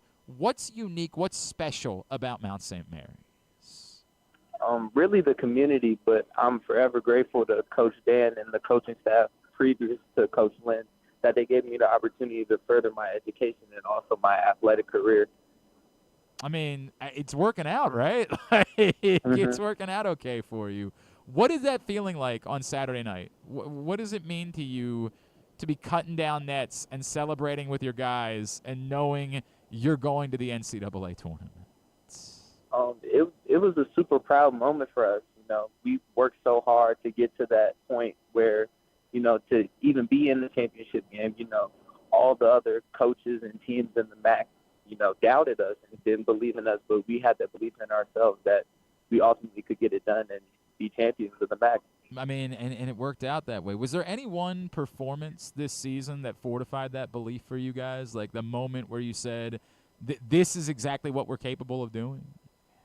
I feel like it was countless moments throughout the season because, we dealt with injury from Terrell getting hurt or Melo getting hurt or Dallas getting hurt. Mm-hmm. But each and every time somebody else stepped up and played to their potential. Coach always preaches that the next man up, and you never know when your opportunity may come. So you always got to be ready. How much of that is on you, right? Like as a point guard, as a distributor, it's the nature of the point guard position, right? Is that you're the leader of the team? How much of that did you put on yourself, Xavier, to be the guy to make sure that everybody had that confidence to lift them up? Really, I just give all the credit to the guys. They put in countless hours to, try to perfect their craft. Everybody's constantly in the gym, getting up shots, getting with a coach and working out. So all the credit goes to them. This thing, it being American, right, that you get to now face in the NCAA tournament, can I assume, given where you're from, that maybe you might know, is it possible that you might know any of these guys already? Yes. I know Colin Smalls off that team. Okay. I know Matt Rogers as well, playing locally in high school and also AAU. We run into each other a couple times. Does that make it I know that there's probably a little bit of disappointment that comes along with going to the first four, but is there something about it being American and having that chance to go up with those guys that gives you a little bit more excitement going into it? Honestly, just being there is the greatest gift we can have. We always take each and every game with a certain level of care. We respect every opponent because, Americans are an elite team. They won their conference. Yep. They wouldn't be in the tournament if they weren't. So we got to take it and, try to handle business. It's funny you brought up Matt Rogers. I'm sure having known him, the passion that he has and sort of the intensity that he brings, right? So now I'm wondering, like, is that the first thing that you say to your guys? Like, hey, we need to be ready to go intensity-wise coming out of the chute in this one. Yes. The coaches will have us prepared. They spend countless hours watching film. So, when it's time to play, we'll be prepared. Dude, this is the NCAA tournament, right? Like, have you had a moment where it's just like hit you? Like, I'm doing this. I'm playing in the NCAA tournament the way that I have no doubt that you dreamed about it growing up. Honestly, it hasn't really for me because, we've been on to the next mission per se. So I haven't really had time to settle back and enjoy the moment. But, we're here and, we're trying to make as much noise as possible. It's happening, right? Like, it's you're doing that. And then you bring that up, right? Like, the path has been charted. 16 seeds have won in the NCAA tournament, right? Like, you can do that. How important has it been, what you just said, like the next thing, to make sure that guys aren't just resting on having won the tournament? Like, that everybody knows, hey, our job isn't done yet. Like, this was great, but we still have work to go do. Yeah. The coaches have, preached that message to us, and I feel like we will respond to that, because it was great that we won the MAC championship, but ultimately, we're trying to make the Mount put on for the Mount and the community that, supported us all year long. I mean, my God, you go win a couple games in the NCAA tournament, and you'll never be forgotten. Like, you will be icons in that community for a long time. Can you explain that to people? Because you bring up the community, and I don't know that everybody understands that. Like, for folks, we're back here in Baltimore, for folks that have never been out to Knott Arena, that have never been to a game in Emmitsburg, the support that you guys have and what that looks like on a Friday night, can you describe how different that is than maybe other places that you've been and other places where you've played games? Honestly, because we're such a small town, the Mount athletic program is really the featured talk of the town. Yeah. So whenever any sports team plays, it's really electric, and, they really come out and support. Man, it's an awesome experience, right? Like, being out there for a game is really, really cool. Xavier Lipscomb, point guard for Mount St. Mary's, champions of the MAC, now getting ready to take on American in the first round, the first four of the NCAA tournament on Wednesday night. Xavier, we're so happy for you and for your team, and we can't wait to be rooting for you guys on Wednesday and moving forward from that. Thank you for spending a couple of minutes with us this morning, man. We really appreciate it. Go get them in the NCAA tournament, all right? Thank you so much. Go Mount. That's Xavier Lipscomb, point guard for the Mount St. Mary's Mountaineers, as they are in the NCAA tournament and getting ready for a matchup with American. And it's funny because every time, I don't know if you noticed this, Griffin, but every time I would, we would do like the local roundup with Patrick all season and say, hey, anything I'm not thinking about? I feel like every week he'd be like, we should be paying attention to what they're doing out at Mount St. Mary's. They were never winning the league. They were never in first place, but in a program, the jump up from the NEC to the MAC was like, that's a real jump. And I think there was a thought that it might be difficult for Mount St. Mary's. It might take some time for Mount St. Mary's to be able to compete in the MAC. And just being competitive, just being in the top, the top half, to his point, right? They were picked 11th. So just outperforming that was already kind of a success for this program and for Donnie Linden, his first season, the direction he was trying to take Mount St. Mary's. To go out and win 3 games in 3 days the way that they did, it's an unbelievable accomplishment, man. That's really incredible. And won't be easy. It's a really good American team that they've got to face. And then obviously after that, Well, yeah.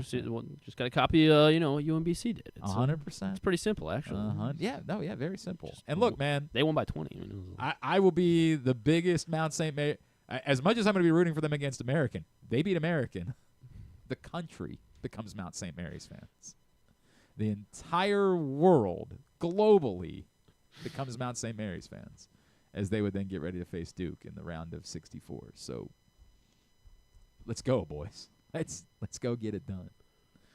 Oh, man, could you imagine Could you imagine the glory Mount St. Mary's could take down? What's the latest on Cooper Flag? What's the story there? What they say last night? They said we're aiming for Friday. I believe. That's all they said. No, of course they got Friday. Of course they. Did. Well, we knew that. Yeah, you knew that was going to be the case. You knew as soon as you got hurt that was going to be the case. They're going to stretch it out as long as they could. If you missed anything from championship weekend down in Annapolis, all the results, scores can be found right now at countysports.zone, which is proudly sponsored by your local Toyota dealer and buyatoyota.com. That's countysports.zone for everything from championship weekend down in College Park. It was such a busy weekend in sports in general. It's easy to miss out on any of that, plus tons of titles being handed out, boys and girls. So go find it all right now, countysports.zone. And then they'll start transitioning. They're already providing spring sports coverage, but you can start to find that right now. Again, countysports.zone. I feel like you were... Yeah, I was just looking at a report. So someone said apparently Cooper Flag's mom has been talking, and she said she expects him back on the court very soon. Very good. Thanks, Mom. Appreciate that. Not going to matter. So that could be tomorrow. That could not be going to matter when they get waxed by Mount St. Mary's. That's right. That's right. Round to 64. You don't have the guts. You work for them, don't you? Yeah. So be a man. Pick them. I mean, yeah, Do I it. will. Pick them to beat Duke. Yeah. Pick them. Mount St. Mary's. In our bracket contest? Okay, fine. Do it. Fine. You won't. I will. You won't. I don't believe you. Better win Wednesday night. I mean, well, then you do get two teams, though. That is the nice part about... Could both American and Mount St. Mary's beat Duke? You get either one. Yeah. You get two chances. Double your chances. Should work. Somebody beat Duke. I hope that you will. Again, get into the bracket contest. I'm going to be harassing you about it. I'm not kidding. We are like a little bit more than a fifth of the way filled. We've got a lot more work to do. A lot more. At Glenn-Clark on Venmo. Glenn Clark 180 on PayPal. Glenn Clark Radio on Cash App. $20. Half the pot to the winner. Half the pot to show your soft side. Please let me move on from this. I'm getting distracted by it.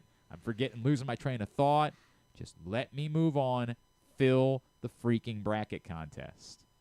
Everybody on the trivia team is going to get word about it tonight. They're all going to get harassed by me. I'm not leaving anybody alone.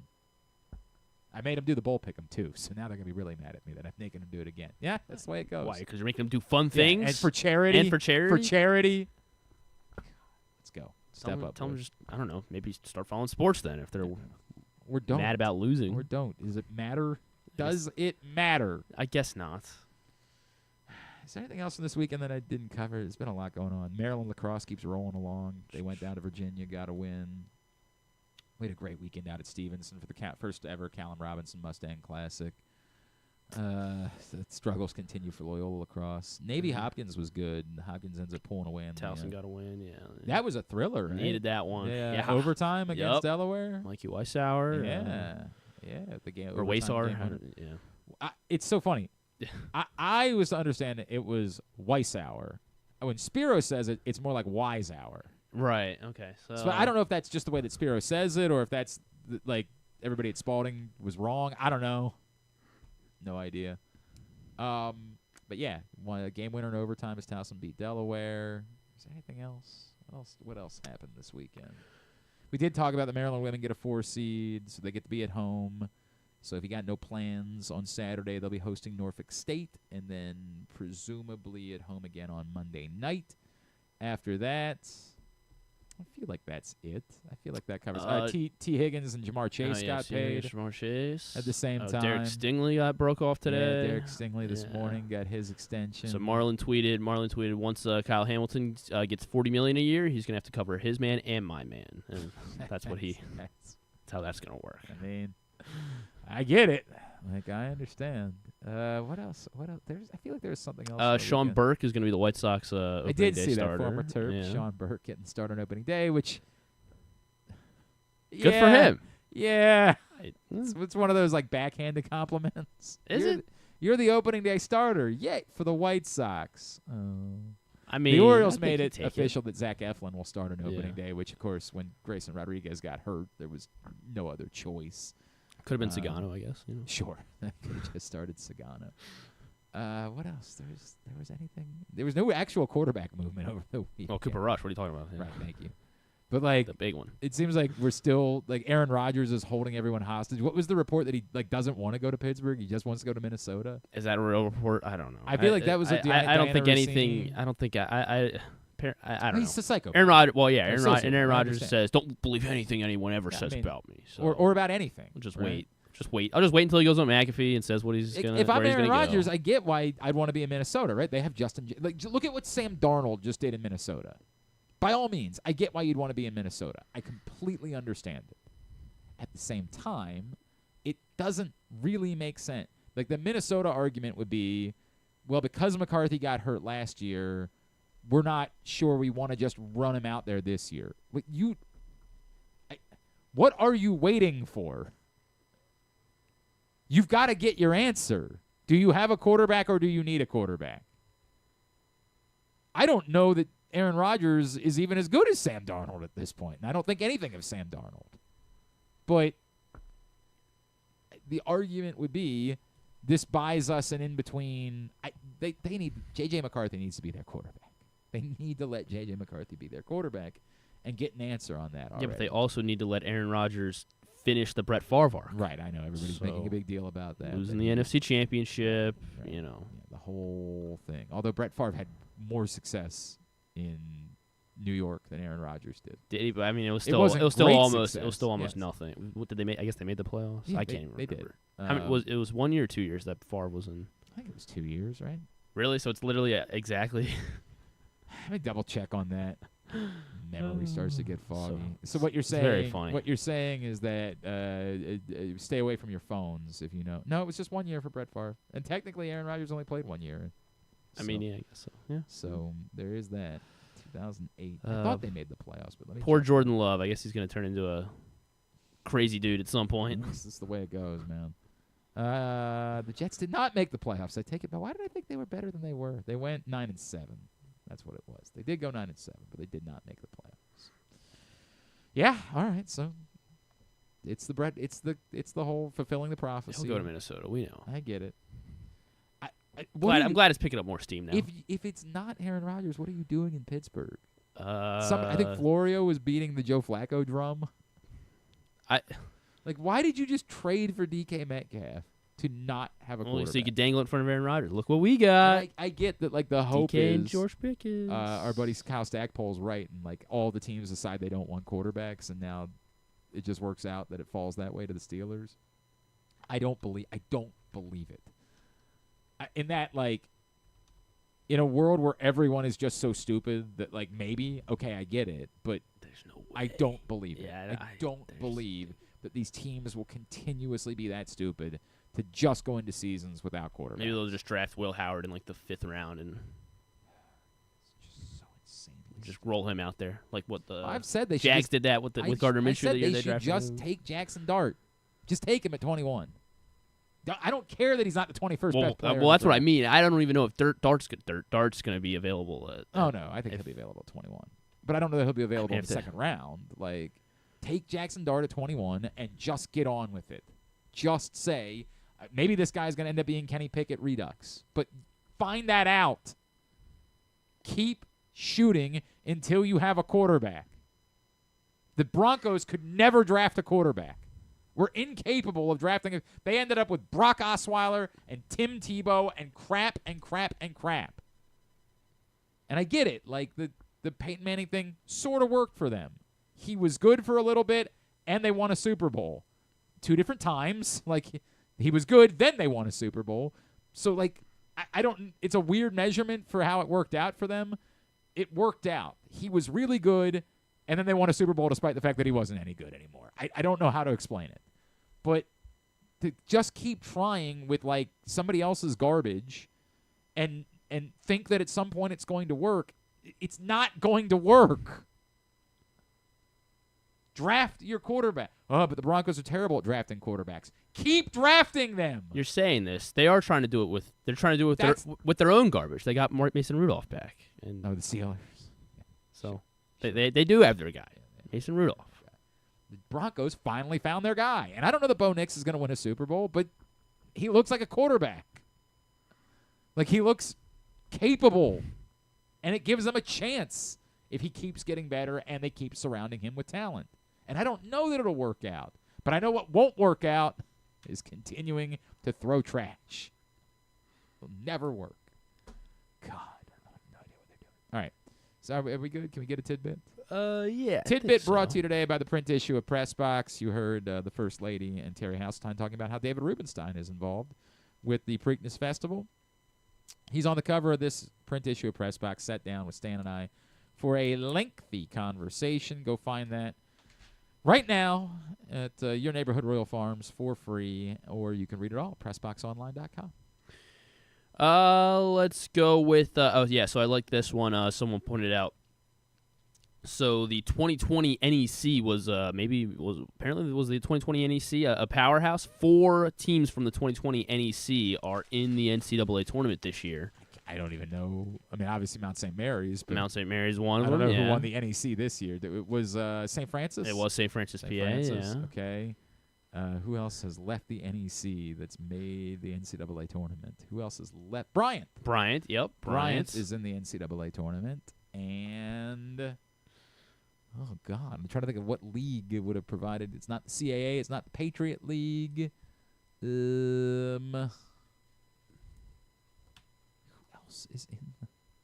Who am I forgetting about? I don't know. Without giving it away, I mean, they're now in the Horizon League.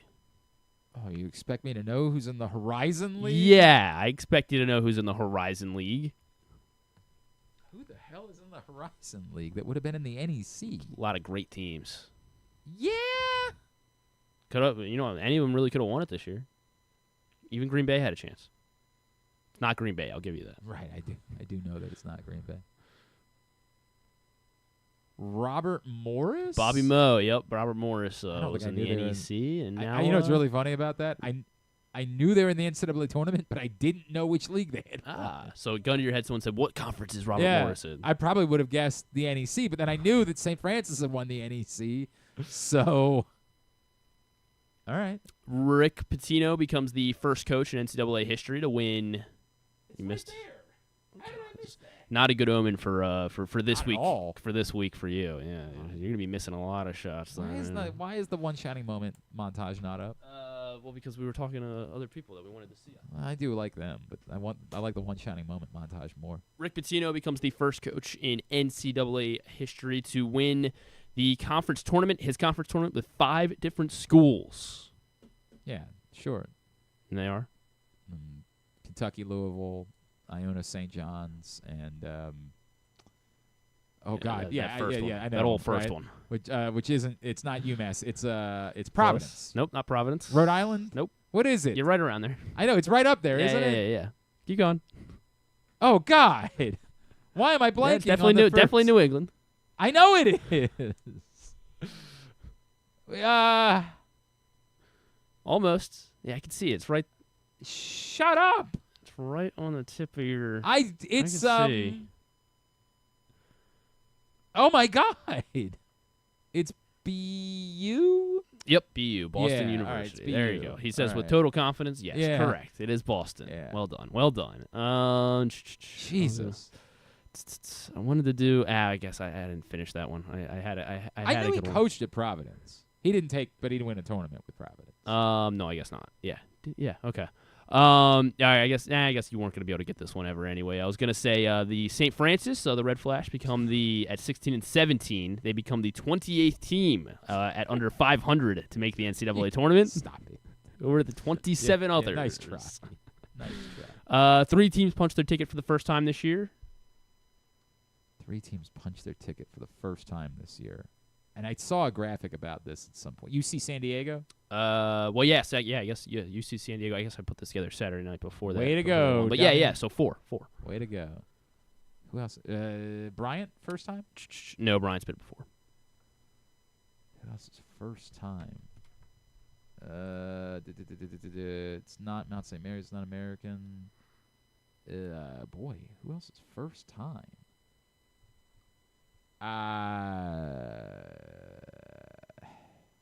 Lipscomb? No, they've been before. I'm just trying to remember the bracket, right? Akron? Not Akron. They have been before. It's not Montana. Montana's been before. Not the Grizz. Who else? Did Montana? Is it Robert Morris? Was Montana the team? No, not Robert Morris. They've been before. Yikes. Alabama State. Not Alabama State. They've been before, yeah. How about High Point? High Point, for the first time, is in the NCAA tournament this year. They are matched up with Purdue in the first round as a 13 seed. 2 others.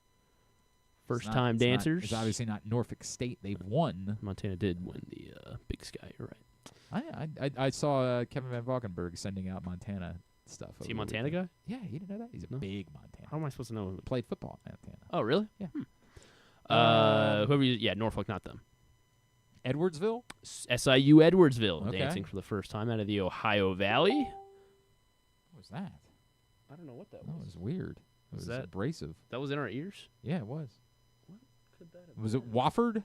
No, Wofford's been dancing before. Is it Omaha? I'm trying to think what that sound could have been. Yes, Omaha dancing for the first time out of the Summit League. There you go. There you go. Well done. Well done. Very Then I good. guess, yeah, we're good. Yeah, we're good. We're good. All right. Very good. Let's get tubular. Indeed. You ever thought of taking a cruise to these wonderful destinations with sunny skies and beautiful beaches? Well, wait no longer. We're ready for you to cruise from the Cruise Maryland Terminal. Have a little phrase that you can go from baggage to margarita in about 15 minutes. Choose fun with an array of destinations, onboard activities, entertainment, and world-class cuisine. Contact your travel agent and book your cruise today. Let your adventure begin. There it is. It's live. We can watch it now. When I woke up this morning, I actually checked the app on my phone, and I couldn't find it. It was a real problem. Yes, Brian Powell, he got in. He said Omaha as well right before you did. Oh, But sorry, so he Brian. got it. Yeah, Omaha dancing for the first time. There is a portal on the app where you can do nothing but just continuously watch. Should I open our third mic all here? one Should I shining hear moments. it? I don't know. We might get booted off. I don't want to. Makes me so happy. Shining moment. Ooh. I just watch it and cry. That's all I do. I just watch all day and cry and weep. And think about joy. Think about times that I felt something in my life. And then this Wednesday we get to do the Francesa thing. It's a good week. It's a good week. All right. Here's what's coming up totally tubular-wise. Nothing. I know. Now yeah, that's the gotta problem. wait. That's the problem. There was some golf on TV this morning. I guess Rory McIlroy won the Golf Tournament Open this morning. The Golf Tournament Open? Yes. That's what it's called? The Orioles are on TV today on MASN, and that gives you a great opportunity to look at Roansy Contreras. Yes. Opening day start. Oh, yeah, I guess Zach Eflin. Yeah. Okay. MASN did this bit where they're like, maybe he'll be the Baltimore opening we're day. we're going to give you a couple extra games this year. And you're like, oh, that's so thoughtful of you. But what they weren't telling you is apparently they worked out a deal with baseball where they could air another team's broadcasts and just dub over there. So you're getting these road games instead of home games at Ed Smith Stadium, so you're not even getting real players. Okay. So Orioles Red Sox, because the Red Sox are doing Wasn't a Basayo broadcast. in the lineup, I think? Yeah, I mean, that's true. Okay. You did get that. Orioles Red Sox 105 on MASN. Roansy Contreras and Tanner Houck. Monumental for Wizards Blazers at 10 o'clock. ESPN Heat Knicks at 7:30. Nuggets Warriors at 10. I'm including this today because it'll happen before we're on tomorrow, but the first Major League Baseball game of the season overnight tonight, and really tomorrow morning, 6:10 a.m. on Fox for Dodgers and Cubs from Tokyo. No Mookie Betts for the opening series. for Food the poisoning? Dodgers. Is that I I think don't that's know. the story. The video game golf semifinal tonight, 7 o'clock on ESPN2. Unrivaled Championship tonight at 7:30 on TNT and True TV. Again, find it now so that you don't complain about it the next couple of nights. Just go ahead and discover where True TV is on your... I know where True TV is. Or just download the app like normal people. MLB Network for Mets Marlins at 1, Angels Diamondbacks at 4, Reds Guardians at 9, Netflix for WWE Monday Night Raw, but not Monday night because they're in Europe, and for the first time ever, they're showing it live instead of making us wait until 8 o'clock. You can watch Raw this afternoon at 3 on Netflix from Europe. Interesting. Yeah, how about that? Where are they? They're just like in London? I or- don't remember, Oh, Griffin, okay. so I'm not Europe. going to answer that question. Yes, Europe. they're in that's why I said Europe 3 times and not, Paris or Stockholm or Oslo or Lillehammer or Sevilla or anything along those lines. We could do. You want to go toe for toe in European cities? You want to do it? We could go with Dublin. Yeah, Belfast. Let's go with. Oh boy, you're already in trouble. Bangladesh. Is that not in Europe? Is that Asia? That's too far away. Everything about what you just said needs to be studied. It's not only not in Europe. Bangladesh is a country. I knew that. I was testing you.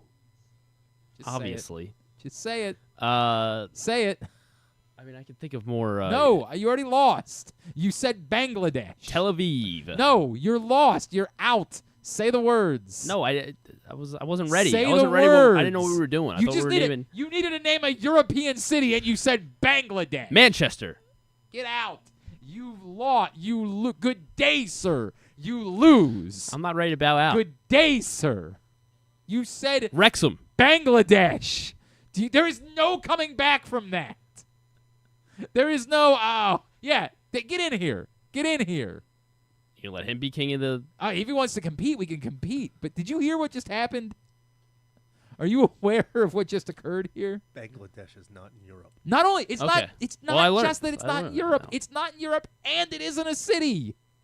This is true. I was trying to figure out where WWE is gonna be tonight, so I wasn't. I said, do you want to go toe-to-toe fully locked in on European cities? I wasn't and fully he locked said, in here. He said Bangladesh. Thanks for clearing that up for me, John. He got one. He said Dublin, and then he went to Bangladesh. Barcelona. Yeah, you heard of him?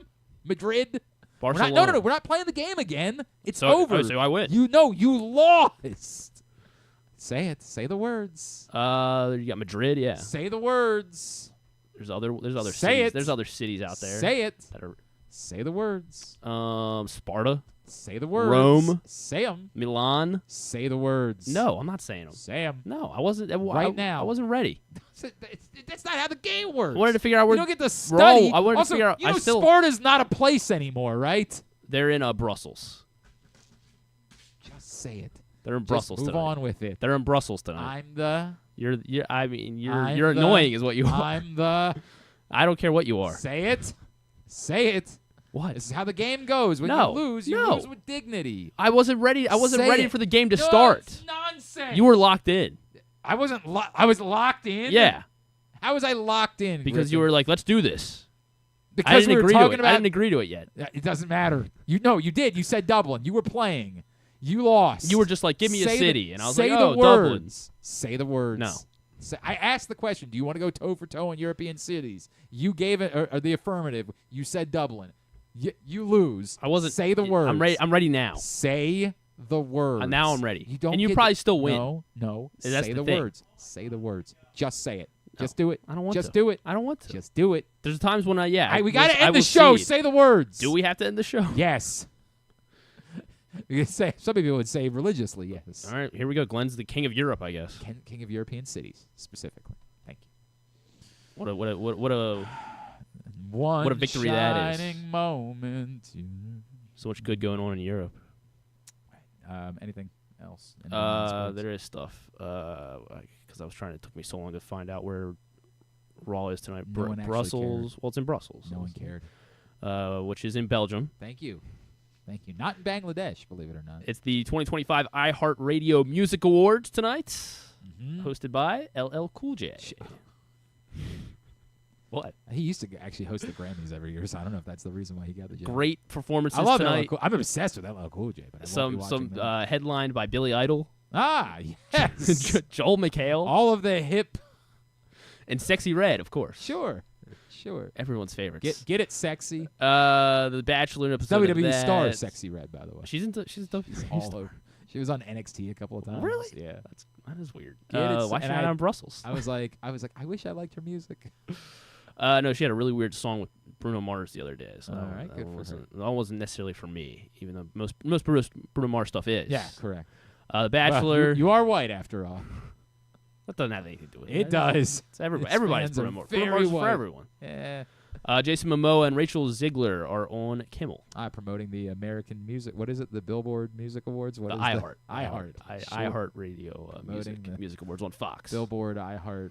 Momoa is apparently in the Minecraft movie that's coming out with Jack Black. Kids keep asking me. And then Rachel Ziegler, Snow White in Snow White. Sure. Nora is streaming as well on Hulu. Oh, so is it? Yeah, Nora. Oh, okay. I'll watch Nora that. is out today. That might be what I do when I get home from trivia tonight. Just watching Nora. Okay. I mean, I already watched White Lotus and Gemstones. I can't wait. I can't wait a day. I have to know. Are we good? Yeah, we're good. We're good. Thanks today to Xavier Lipscomb from Mount St. Mary's, James Gist, First Lady Dawn Moore and Terry Hasseltine, Jeremy Conn, and to Bangladesh. We'll get all that up in the greatest hits section of Can You Take Me High? Tab at GlennClarkRadio.com. Anything tomorrow? I guess I should on the one shining moment. I do like that. I do like that. Tomorrow, Patrick will join us, obviously. We will talk all things brackets with him and stuff and things. Yeah, stuff and things. All right. Thanks to everybody at PressBox, all of our great sponsors and partners, including Live Casino and Hotel, Cruise Maryland, Crown Trophy, Easy Pass, HelpMyGamblingProblem.org, Costa Sin, MSAA, Maryland Sports, your local Toyota dealer, buyatoyota.com. Thanks to Griffin at Griffin_Bass. Follow us, Twitter, Instagram, and TikTok at Glenn Clark Radio. Have a great Monday evening. Go nobody. Duke sucks.